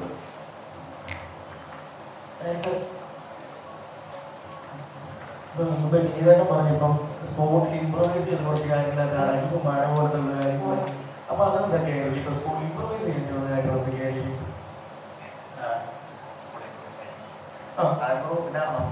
നമ്മളെ സമയത്തോളം പറഞ്ഞില്ലേ 21 ദിവസമാണ് നമ്മൾ ധോണി ഫോറസ്റ്റ് ഷൂട്ട് ചെയ്തത്. അപ്പോൾ ആ ദിവസം മാത്രമേ നമ്മുടെ പെർമിഷൻ ഉള്ളൂ. അപ്പം ആ ദിവസങ്ങളിൽ നമുക്ക് ഷൂട്ട് ചെയ്യാൻ പറ്റുള്ളൂ. അപ്പോൾ നമുക്ക് എല്ലാ ദിവസവും മീൻസ് എല്ലാ കാര്യങ്ങൾക്കും ഒരു plan A plan B plan C ഉണ്ടാവാറുണ്ട്. അപ്പോൾ നമ്മൾ പ്ലാൻ ചെയ്ത ദിവസങ്ങളിൽ ഒരാഴ്ച മുമ്പ് വരെ നല്ല വെയിലായിരുന്നു. നമ്മൾ പാലക്കാട് കാല് കുത്തിയപ്പോൾ തന്നെ മഴ, ഈ വർഷം റെക്കോർഡ് മഴയാണ് പെയ്യുന്നത്. അപ്പോൾ ഒന്നെങ്കിൽ നമുക്ക് ഷൂട്ട് മാറ്റി വയ്ക്കുക, ഇല്ലെങ്കിൽ പ്ലാൻ ബിയിലൂടെ അല്ലെങ്കിൽ പ്ലാൻ സിയിലൂടെ കാര്യങ്ങൾ മുമ്പോട്ട് കൊണ്ടുപോകുന്നതാണ്. അപ്പോൾ മഴയുള്ള ദിവസങ്ങളിൽ ചില സീനുകൾ നമ്മൾ മൊത്തത്തിൽ വായിച്ചു. അതായത് ഈ സീനുകൾ മഴയത്ത് സംഭവിച്ചാൽ എങ്ങനെയിരിക്കും, അതായത് നാച്ചുറൽ ഓൾറെഡി മഴയുണ്ട്, അപ്പൊ അതൊരു മഴയത്ത് സംഭവിച്ചില്ലെങ്കിൽ നമ്മുടെ സീൻ എത്രത്തോളം ലിഫ്റ്റ് ആവുന്ന സീനുകളുണ്ട്, അല്ലെങ്കിൽ അങ്ങനെ ഒരു ലിസ്റ്റ് എടുത്തു. ഫോർ എക്സാമ്പിൾ ഒരു സിനിമ കണ്ടിട്ടുള്ളവർക്കറിയാം, ഇതിനകത്ത് ഒരു കാട്ടിലോട്ട് 3 പേര് പോകുന്ന ഒരു സീനുണ്ട്. അപ്പൊ ഇത് നമ്മൾ ഷൂട്ടിന് ഒരു 1 വീക്ക് മുമ്പ് വരെ ഈ ഒരു സീൻ ജസ്റ്റ് നോർമലായിട്ട് നടന്നു പോകുന്ന ഒരു പരിപാടിയായിരുന്നു. അപ്പോൾ ആ ഒരു കാലാവസ്ഥ കണ്ടൊരു സമയത്താണ് നമ്മൾ നോക്കി ഇത് മഴയത്ത് പോയാൽ കുറച്ച് ബെറ്റർ ആയിരിക്കും, വിഷ്വലി ബെറ്റർ ആയിരിക്കും, നമുക്ക് ഷൂട്ടും കൊണ്ടുപോകാൻ പറ്റും. അപ്പോൾ അങ്ങനെ കുറച്ച് സീനുകൾ നമ്മൾ മഴയത്ത് പ്ലാൻ ചെയ്തു. എനിക്ക് ജിത്തുവിനെ പ്രകൃതി ചതിക്കും. മഴ പെയ്യുന്നു, നമുക്ക് മഴയത്ത് ഷൂട്ട് ചെയ്യാൻ ഒപ്പം മഴ നിൽക്കും. അപ്പോൾ പണ്ട് നമ്മൾ മഴയത്ത് ഷൂട്ട് ചെയ്തിട്ടുണ്ടാവും, ബാക്കി നമ്മൾ അങ്ങനെ യൂണിറ്റിനെ കൊണ്ടുവന്നിട്ടാണ് ബാക്കി കംപ്ലീറ്റ് ചെയ്യുന്നത്. മനസ്സിലായോ? അപ്പോൾ അത്തരത്തിലുള്ള ഇംപ്രൂവൈസേഷൻ ഇങ്ങനെ വന്നുകൊണ്ടിരിക്കും. പിന്നെ ഇതിൻ്റെ ഏറ്റവും വലിയ ഇംപ്രൂവൈസേഷൻ അതിന് വെളിപ്പെടുത്താത്തതാണ്. ശരിക്കും ഇതിൻ്റെ ടൈലൻറ്റ് ഇതായിരുന്നില്ല, അത് പിന്നെ ലേറ്റർ ഓൺ ഇംപ്രൂവൈസ് ചെയ്തു. അപ്പം അങ്ങനെ പല ഇംപ്രൂവൈസേഷൻ ഇതിൻ്റെ ഇടയിൽ നടക്കുന്നുണ്ട്. ഞാൻ അതിനകത്തൊരു കുഴിയിൽ വീഴുന്നുണ്ട് പടം കണ്ടപ്പോൾ മനസ്സിലാവും. അതേപോലെ ഒരു കുഴിയിൽ അസ്കറിനെ വീഴ്ച ഷൂട്ട് ചെയ്യുകയും ചെയ്തിട്ടുണ്ട്. പക്ഷെ അതിന്റെ പടത്തിലില്ല. അപ്പൊ അങ്ങനെ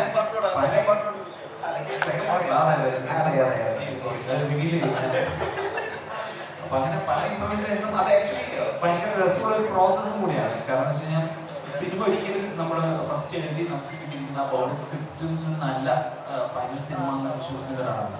അപ്പൊ അത്തരത്തിൽ ഈ സിനിമ അങ്ങനെ പ്രോഗ്രസ് ചെയ്ത് വന്ന് ഫൈനലി വിഷ്ണുവിന്റെ കയ്യിലെത്തുമ്പോൾ ആ സിനിമ മറ്റൊരു രീതിയിൽ വളരെ അങ്ങനെ ഭയങ്കര രസകരമായിട്ട് ഒരുപാട് ഘടകങ്ങളൊന്നും ഞാനത് ചോദിച്ചപ്പോൾ പറഞ്ഞിരുന്നു.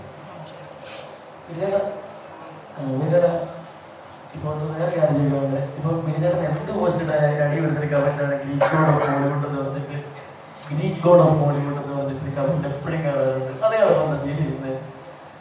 അല്ല, ഞാൻ ബേസിക്കലി എന്താ പറയുക, ഞാൻ അതിനുവേണ്ടി ഞാനൊരു എഫേർട്ടും എൻ്റെ ഭാഗത്ത് എടുക്കുന്നില്ല എന്നുള്ളതാണ് സത്യം. അപ്പൊ അതുകൊണ്ട് നമുക്കത് കേൾക്കുമ്പോൾ അങ്ങനെ ഭയങ്കര സന്തോഷമോ അല്ലെങ്കിൽ അതിനകത്തൊരു എക്സൈറ്റ്മെന്റോ തോന്നേണ്ട കാര്യമില്ല. ഞാൻ അതിനായിട്ട് ഒരു എഫേർട്ടും സത്യസന്ധമായിട്ട് പറഞ്ഞാൽ ഞാൻ എടുക്കുന്നില്ല. എന്നാൽ എനിക്ക് മറ്റ് എനിക്ക് ചില ഫോക്കസുകളുണ്ട്, ചില കാര്യങ്ങൾ, അത് എൻ്റെ ഫ്യൂച്ചർ പരിപാടികളുമായി ബന്ധപ്പെട്ട് അതിനു വേണ്ടിയിട്ട് ഞാൻ ചെയ്യുന്നത്. അല്ലാതെ എൻ്റെ ലുക്കിനെ മെയിൻറ്റെയിൻ ചെയ്യാനോ അത്തരത്തിലുള്ള ഒരു രീതിയിലുള്ള സ്കിൻ കെയറിങ്ങോ ഒന്നും ഞാൻ ചെയ്യാറില്ല. അപ്പോൾ അത്തരം കാര്യങ്ങൾ എനിക്ക് ഭയങ്കര എക്സൈറ്റ്മെന്റും ഇല്ല.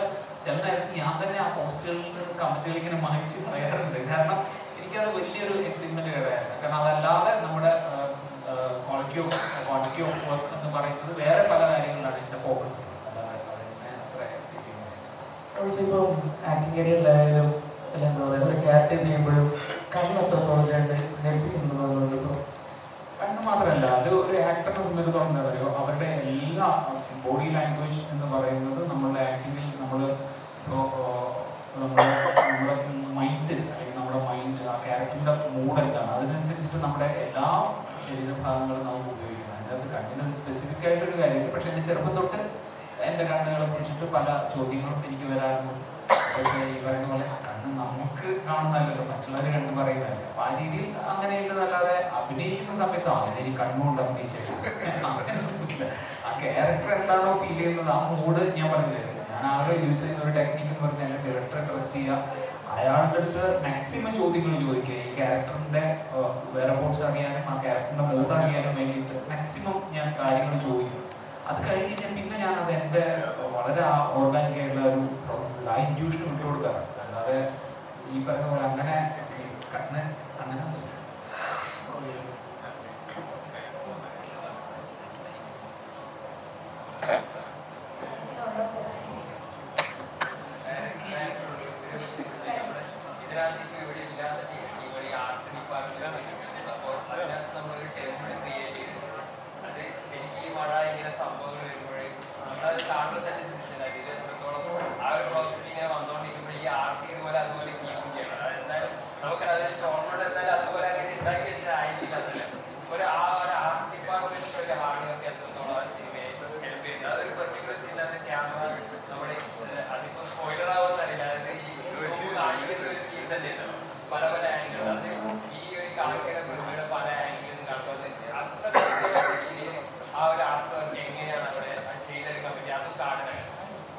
ആക്ച്വലി നമുക്കിപ്പോൾ കാണുമ്പോൾ അറിയാം, ആർട്ടിൽ ഏറ്റവും ഒരു പ്രധാനപ്പെട്ട ഒരു ഭാഗം അല്ലെങ്കിൽ ഏറ്റവും കൂടുതൽ നമ്മൾ ഇൻവെസ്റ്റ് ചെയ്തേക്കുന്നത് ആ ഒരു പ്രതിമയിലാണ്.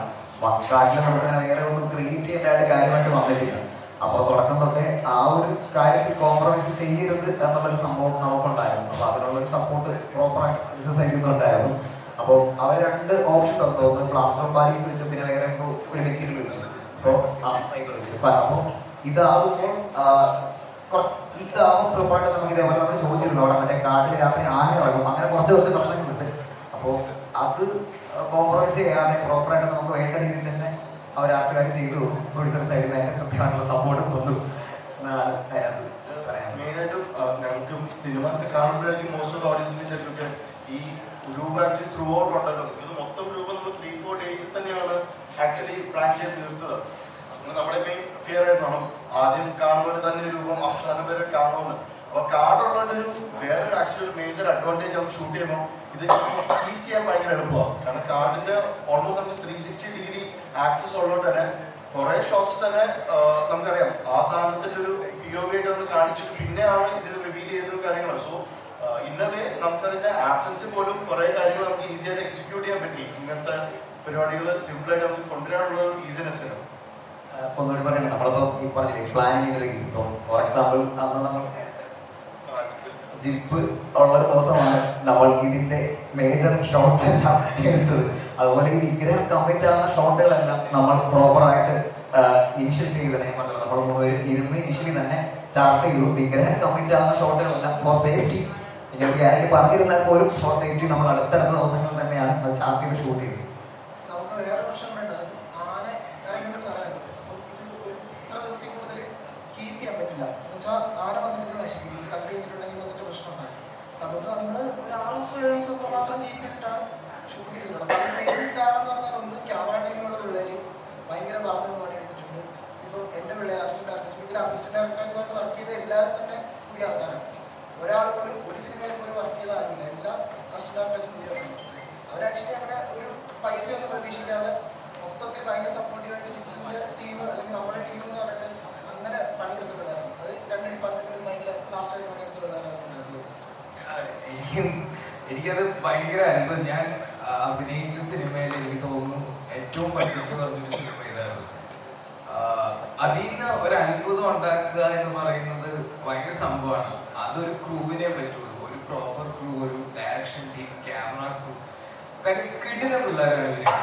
കാര്യം ഈ ഒരു ബഡ്ജറ്റിൽ ഇത്ര മനോഹരമായ ഒരു സിനിമ ഉണ്ടാക്കാൻ ഞാൻ എപ്പോഴും ഇനി മിസ് ചെയ്യാൻ പോകുന്ന കാര്യങ്ങളുണ്ട്. കാര്യം വെൽവിനും ചിത്തുവും കൂടെ പിറവെത്തുന്ന എല്ലാ ദിവസവും ബൈക്കിൽ എല്ലാ ദിവസവും ബൈക്കിൽ വരും.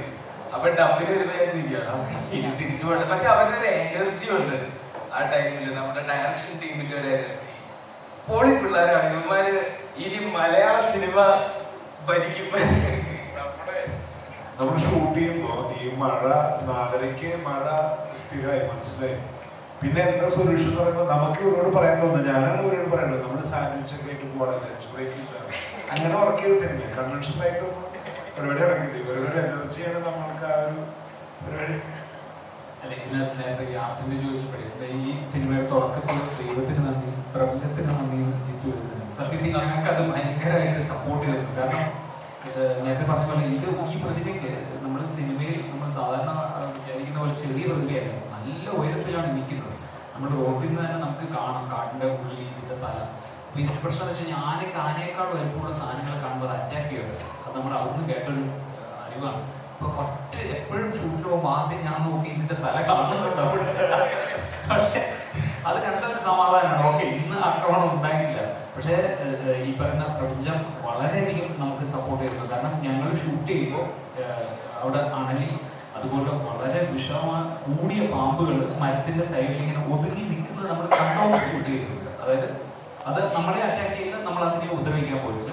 ഞങ്ങളൊരു സൈഡിലൂടെ നടക്കും. പക്ഷെ ആ പോകുന്ന ആളുകൾ എല്ലാവരുടെ അടുത്തും പറയുന്നത് അവിടെ പാമ്പുണ്ട്. അപ്പൊ എല്ലാവരും ശ്രദ്ധിക്കും, കാണും. അങ്ങനെ അത്രയും റിസ്കി ആയിട്ടുള്ള ഒരുപാട് ഘടകങ്ങൾ നമ്മുടെ ചുറ്റും ഉണ്ടായിട്ടില്ല. ഇപ്പൊ മഴ പറഞ്ഞാൽ മഴയും പ്രകൃതിയും അങ്ങനെ ഒരുപാട് സപ്പോർട്ട്. ഇപ്പൊ നമ്മൾ ഇതിന്റെ പിറകിലുള്ള 100-300 ആളുകൾ പിറകിലുണ്ട് എന്ന് പറയുന്ന പോലെ തന്നെ പ്രകൃതി അനുഗ്രഹിച്ചൊരു സിനിമയാണ് സംഭവം. ഒരു കാര്യം കൂടെ പറയാം, അന്ന് റെഡ് അലേർട്ട്, ഓറഞ്ച് അലേർട്ട് എല്ലാം നടക്കുകയാണ്. അപ്പം ആന, പാമ്പ് എല്ലാം ഉണ്ട്. പിന്നെ മരം ഇടിച്ച് വീഴാൻ തുടങ്ങി.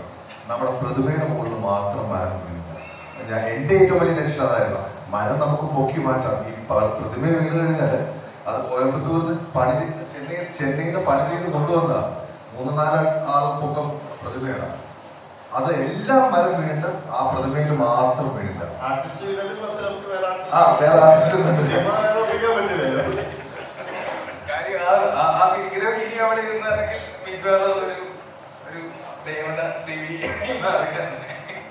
എനിക്ക് തോന്നി, എനിക്ക് വർക്ക് ചെയ്യുമ്പോൾ തോന്നിയൊരു കാര്യം, ഈ പറഞ്ഞ പോലെ ഉച്ചയ്ക്ക് എല്ലാ ദിവസവും മഴയായിരുന്നു പറഞ്ഞ അതിനോടുള്ള ഒരു ബുദ്ധിമുട്ടുണ്ടായിരുന്നു.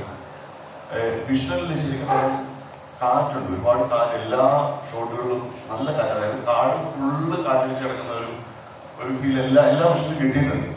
ബേസിക്കലി നമ്മുടെ ഒരു മൂഡിനും ഈ സൗണ്ട് ഡിസൈൻ പ്രോസസ്സിലും ഈ ആ ഒരു സ്പേസ് സെറ്റ് ചെയ്യുന്നത് ഭയങ്കരമായിട്ട് ഹെൽപ്പ് ചെയ്യുന്നത്. ഒരു തിയേറ്ററിക്കൽ ഫീല്, ഈവൻ ചില ഇടങ്ങളിൽ സ്കോർ ഇല്ലാത്ത ഏരിയ, ഒന്നും ഇല്ലാത്ത ഏരിയ ആണെങ്കിൽ പോലും ഈ കാറ്റ് കൊണ്ട് നമുക്ക് ഓഡിയൻസിനെ ആ ഒരു ഫീൽഡിൽ കണ്ടിന്യൂ ചെയ്ത് പോകാനായിട്ട് ഹെൽപ്പ് ചെയ്യുന്നുണ്ട്. അതേപോലെ തന്നെ എനിക്ക് തോന്നുന്നു ആ മഴയുടെ മൂഡിലോട്ടുള്ള ഒരു വെറ്റ് ഫീലൊക്കെ, ആ വെറ്റ് ഫീലിൽ ഉപയോഗിക്കാൻ പറ്റുന്ന തരം സൗണ്ടുകളുണ്ട്. അപ്പം എനിക്ക് തോന്നുന്നു ഇതുപോലുള്ള കാര്യങ്ങൾ ഒരുപാട് ഹെൽപ്പ് ചെയ്തിട്ടുണ്ട്. വിഷ്ണുവാണ്. അപ്പോൾ വിഷ്ണുവിനത് ഭയങ്കര ഇൻട്രസ്റ്റിംഗ് ആയിട്ട് തോന്നുന്നു. പക്ഷേ ഞങ്ങൾക്ക് അവിടെ പ്രൊപ്പല്ലറില്ലായിരുന്നു. മരങ്ങൾ എന്ന് പറഞ്ഞാൽ അത്രയും ഉയരമുള്ള മരമല്ല, ഇത് കാറ്റത്ത് ഏത് മരമാണ് വീഴാൻ പോകുന്നത്. അപ്പം ഞങ്ങളിങ്ങനെ നോക്കി നിൽക്കും അല്ലേ. അതുപോലെ ലൈറ്റിങ് അതിഭീകര പകൽ ടൈം ആണെങ്കിലും നല്ല ലൈറ്റിങ് ഉണ്ടായിരുന്നു. അപ്പോൾ ഈ മരങ്ങളുടെ ഇടയിലല്ലേ നമ്മൾ നിൽക്കുന്നത്, നമുക്ക് വേറെ അവിടെ വേറെ ഷെൽട്ടർ ഒന്നുമില്ല. അപ്പോൾ ഭയങ്കര ഇൻട്രസ്റ്റിംഗ് ആയിട്ട് കണ്ട സാധനങ്ങൾ ഞങ്ങൾ വളരെ പേടിച്ചിട്ടുണ്ട്.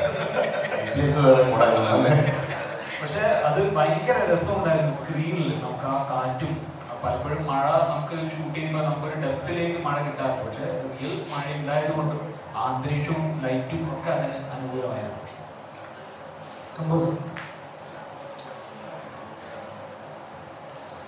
ഈ പറഞ്ഞത് ഏറ്റവും കൂടുതൽ പടത്തിൽ ലിറ്റ് ചെയ്ത് വെക്കുന്നതിൻ്റെ മ്യൂസിക്കായിരുന്നു, ഇതിൻ്റെ ബീജിയവും കാര്യങ്ങളൊക്കെ. അപ്പോൾ ഇതിനുള്ള റെഫറൻസും അങ്ങനത്തെ കാര്യങ്ങളൊക്കെ നോക്കിയിരുന്നു. റെഫറൻസ് നമ്മുടെ ഷോർട്ട് ഫിലിം തന്നെയായിരുന്നു. എഡിറ്റർ ഓൾറെഡി ഷോർട്ട് ഫിലിംസിന് കുറച്ച് സ്കോർ ഇട്ട് കട്ട് ചെയ്ത് തന്നിരുന്നു.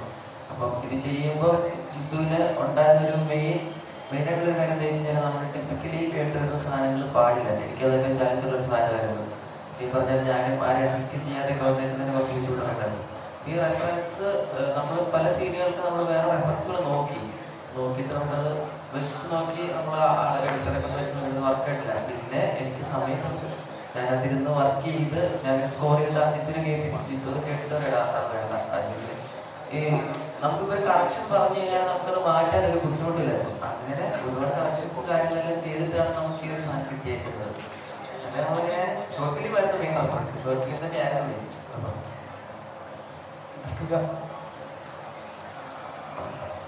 ഈ ഒരു ക്യാരക്ടർ കിട്ടിയതിന് എത്രത്തോളം താങ്ക്ഫുൾ ഉണ്ട്. കാരണം ഞാൻ പോകുമ്പോൾ താങ്കൾക്ക് തന്നെ ഒരു മകനായിട്ട് അല്ലെങ്കിൽ ഒരു അച്ഛനായിട്ട് ഒരു ഭർത്താവായിട്ട് ഓൾസോ ഈ ക്യാരക്ടേഴ്സിൻ്റെ എല്ലാ എക്സ്ട്രീം വിഷമങ്ങൾ അത് വേറെ തലത്തിലാണ് വിഷമങ്ങളെല്ലാം ഡിഫൈൻ ചെയ്തിരിക്കുന്നത്. അപ്പോൾ എത്രത്തോളം ആസ് ആൻ ആക്ടർ താങ്കൾക്ക് ഈ പടത്തിൽ ഇമ്പ്രൂവ് ചെയ്യാൻ പറ്റുന്നു, എത്രത്തോളം സന്തോഷമുണ്ട് ഈ ക്യാരക്ടർ ചെയ്യുന്നത്. അതായത്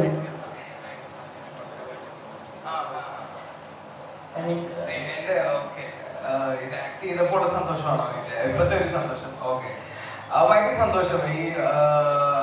ഈ പറഞ്ഞ കുറെ സ്പോയിലേഴ്സ് ഉണ്ട് പറയാനാണെങ്കിൽ. ബട്ട് അല്ലാതെ ഈ സിനിമയിലെ ക്യാരക്ടർ നന്നായിട്ട് ചെയ്തു, ഞാൻ നന്നായിട്ട് ചെയ്തു എന്ന് എല്ലാവരും പറയുന്നത് കേൾക്കുമ്പോഴത്തേക്കും ഭയങ്കര സന്തോഷവും അതിൻ്റെ ഒരു എക്സൈറ്റ്മെന്റും ഒക്കെയാണ്. അത് തന്നെയാണ് ബ്രോ. അത് എനിക്ക് തോന്നുന്നു ഇതിലെ ക്യാരക്ടറെ പറ്റി എനിക്കൊന്ന് കുറച്ചുകൂടെ കൈകണ്ടായിരിക്കും ഡിസ്കസ് ചെയ്യാൻ പറ്റുന്നത്. അപ്പൊ നമുക്ക് പറയാം, ഞാൻ ഭയങ്കര ഹാപ്പിയാണ്.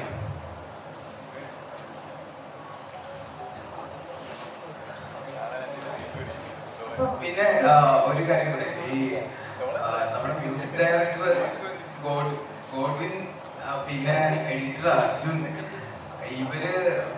ഇവരൊരു മാജിക് അതിൽ ആ സിനിമയിൽ ചെയ്തിട്ടുണ്ട്. ഇവര് പുതിയ ആൾക്കാരാണെന്ന് നമുക്ക് കാണുമ്പോൾ തോന്നുമായിരിക്കും, പക്ഷെ അവരുടെ എഫേർട്ട് ഭയങ്കരമാണ്. അതുപോലെ തന്നെ ഇപ്പൊ ഇതില് മെയിൻ എഡിറ്ററും അവൻ തന്നെയാണ്, സ്പോട്ട് ചെയ്തതും അദ്ദേഹം തന്നെയാണ്. അപ്പൊ ട്രെയിലർ കട്ട് ഇപ്പൊ നമ്മള് പൊതുവെ സിനിമ ഇറങ്ങി കഴിഞ്ഞിട്ട് ട്രെയിലർ വേറൊരു എഡിറ്റർ ആയിരിക്കും ചെയ്യുന്നത്. ഇതില് അർജുൻ തന്നെയാണ് ട്രെയിലർ കട്ടും ചെയ്തിരിക്കുന്നത്. സോ എല്ലാവരും ഈ സിനിമയിൽ പ്രവർത്തിച്ച എല്ലാവരും അടിപൊളിയായിരുന്നു. അതിന്റെ കൂടെ ഈ പറഞ്ഞ ലാസ്റ്റ് നിമിഷമാണ് വിഷ്ണു ചേട്ടൻ പറഞ്ഞത്. വിഷ്ണു ചേട്ടൻ പറഞ്ഞ മറ്റേ തിരി കൊളുത്തി കൊണ്ടുന്ന പോലെയാണ്. പിന്നെ ഒരു ഒറ്റ പോകാതെ ഇനി തിയേറ്ററിലുണ്ട്, നിങ്ങളെല്ലാം പോയി പടം കാണുക. ഉറപ്പായിട്ടും എന്തായാലും ഓൾറെഡി റിവ്യൂസ് ഒന്നും നിങ്ങൾ പലരും പടം കണ്ടവർ തന്നെയാണ്. അപ്പൊ നിങ്ങൾക്ക് അറിയാം ഇത് മലയാള സിനിമയില് ഒരു ജിത്തു ഉണ്ടാക്കിയ ഒരു അത്ഭുതമാണ്, ഒരു സംഭവമാണ് ഈ സിനിമ. ക്രിസ്ത്യൻസ് ഇല്ലെങ്കിൽ ഒരു കാര്യം കൂടെ ഒന്ന് പറഞ്ഞിട്ട്, നമ്മളെ ഈ സിനിമയെ പ്രൊമോട്ട് ചെയ്യാൻ ഒരുപാട് സപ്പോർട്ട് ടീംസാണ് ഒബ്സ്ക്യൂറിയും പിന്നെ ഐശ്വര്യയും. അപ്പോൾ നമ്മുടെ ആ സ്ട്രാറ്റജി ഫോളോ ചെയ്ത് തന്നെയാണ് നമ്മൾ ഇന്ന് ഇവിടെ എത്തി നിൽക്കുന്നത്. Content had to speak, now that is done. ഇപ്പോൾ നിങ്ങളുടെ മുമ്പിൽ സിനിമയുണ്ട്, നമ്മൾ സംസാരിക്കുന്നുണ്ട്, കാര്യങ്ങളെക്കുറിച്ച് എല്ലാം വ്യക്തമായിട്ട് പറഞ്ഞിട്ടുണ്ട്. നിങ്ങളെല്ലാം മാക്സിമം സപ്പോർട്ട് ചെയ്യണം. കാര്യം ഇത് കാണുന്ന എല്ലാവരിലേക്കും ഒരു മെസ്സേജാണ്.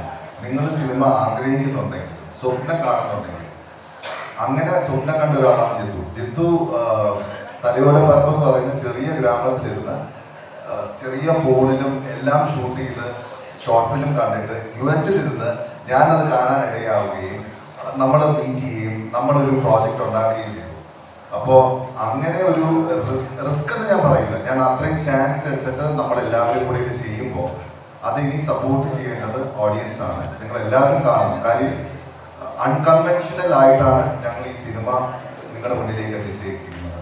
അല്ലാതെ ഭയങ്കര അച്ചാലായിട്ട് ഈ പറഞ്ഞ മഴ പെയ്യുമ്പോൾ മഴയത്ത് ഷൂട്ട് ചെയ്യും, മഴയില്ലെങ്കിൽ മഴയില്ലാതെ ഷൂട്ട് ചെയ്യും. അപ്പോൾ മാക്സിമം സപ്പോർട്ട് എല്ലാവരും ചെയ്യണം. എല്ലാവരും നേരത്തെ പറഞ്ഞല്ലോ OTT-യിൽ കാണാൻ നിൽക്കരുത്. വിഷ്ണു ഒരുപാട് എഫേർട്ട് ഇട്ട് ഈ സിനിമ ചെയ്തിട്ടുണ്ട്. നല്ല ഓഡിയോയും പിന്നെ വിഷ്വലി നവീൻ നന്നായിട്ട് ചെയ്തിട്ടുണ്ട്. അസ്കറിന്റെ ടിൽ ഡേറ്റ് ഏറ്റവും ബെസ്റ്റ് പെർഫോമൻസ്. വിനീതേരനാണെങ്കിൽ completely different character. Azeem Jamal പുള്ളി എനിക്ക് തോന്നുന്നില്ല, ഞാൻ ഒരുപാട് സിനിമ കാണുന്നില്ല, പുള്ളി ഇത്രയും നല്ലതായിട്ട് സ്ക്രീനിൽ ഇത്രയും ഓറയോ വരുന്നതിന് ഞാൻ ആദ്യമായിട്ടാണ് കാണുന്നത്. അപ്പം നമ്മുടെ ഈ ടീമിനെ, ഒരു പുതിയ ടീമിനെ ഇനി സപ്പോർട്ട് ചെയ്യേണ്ടത് സിനിമ കാണാനുള്ളത് നിങ്ങൾ തന്നെയാണ്. മാക്സിമം സപ്പോർട്ട് ചെയ്യുക, തിയേറ്ററിൽ കാണുക. ഞങ്ങളെ 2 ആഴ്ച കഴിഞ്ഞ് പെരുന്നാളിലും നിങ്ങൾ തന്നെ നിലനിർത്തണമെന്ന് റിക്വസ്റ്റ് ചെയ്യണം. സിനിമ കണ്ട് ഇഷ്ടപ്പെട്ടാൽ മാക്സിമം ആൾക്കാരടുത്ത് ചെന്ന് കാണാൻ പറയുക.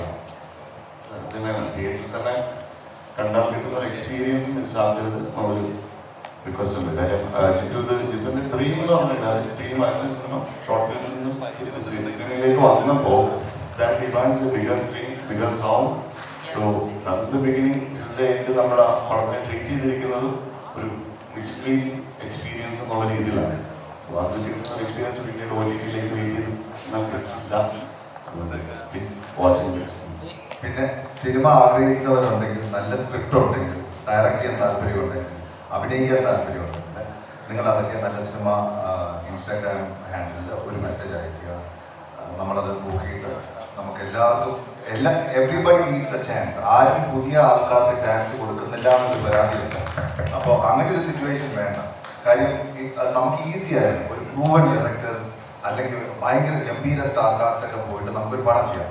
പക്ഷെ ഇപ്പൊ നമ്മളൊരു പുതിയ ടീം കൊണ്ടുവന്ന് ഈ കണ്ടന്റ് ആണ് മെയിൻ. നമ്മൾ ആക്ടേഴ്സ് ആയാലും ടെക്നീഷ്യൻസ് ആയാലും അല്ലാതെ ഇത്രയും തലകൾ കണ്ടാൽ മാത്രമേ സിനിമ ഉണ്ടാവുകയുള്ളൂല്ല. സിനിമ എന്ന് പറയുന്ന കണ്ടന്റ് തന്നെയാണ്. ആൾക്കാർ വരും മാറിപ്പോവും. അപ്പോൾ മാക്സിമം താല്പര്യമുള്ളവരെല്ലാം റീച്ച് ഔട്ട് ചെയ്യുക.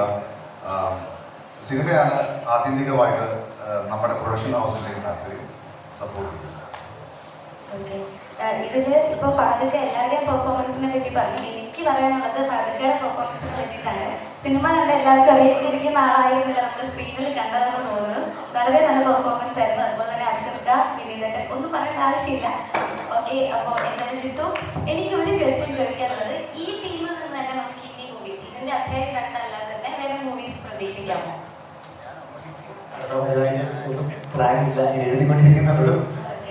ഞാൻ ഈ സിനിമ ആദ്യത്തെ നമ്മളിത് ഓണായെന്ന് പറയുന്നത് ജിത്തു അടുത്ത പടത്തിൽ നമ്മളോട് ചെയ്യില്ലേ. അപ്പോൾ ഞാൻ ചോദിക്കും, ജിത്തു ഒരു കൃത്യമായ ആൻസർ തന്നിട്ടില്ല. ഈ സിനിമയുടെ വേർഡിക്റ്റ് എന്തായാലും സക്സസ് ആയാലും ഫെയിലിയർ ആയാലും നമ്മുടെ കയ്യില്ല. നമ്മളൊരു നല്ലൊരു സിനിമ ചെയ്തിട്ടുണ്ട്. എൻ്റെ ആഗ്രഹം നമുക്കിനിയും ഇതേ ടീമോട് കൂടി തന്നെ പുതിയ പടങ്ങൾ ചെയ്യണം എന്ന് തന്നെയാണ്. Success and failure is temporary. ഇവർ ചെയ്തിട്ടുള്ള പടം നല്ല ക്ലാസ് പടമാണ്. അത് just A matter of time. അത് നിങ്ങൾ ബിഗ് സ്ക്രീനിൽ കാണുമോ സ്മോൾ സ്ക്രീനിൽ കാണുമോ എന്നുള്ളതാണ് ചോയ്സ്. ഓക്കെ, അപ്പോൾ താങ്ക് യു സോ മച്ച്. എല്ലാവർക്കും നന്ദി.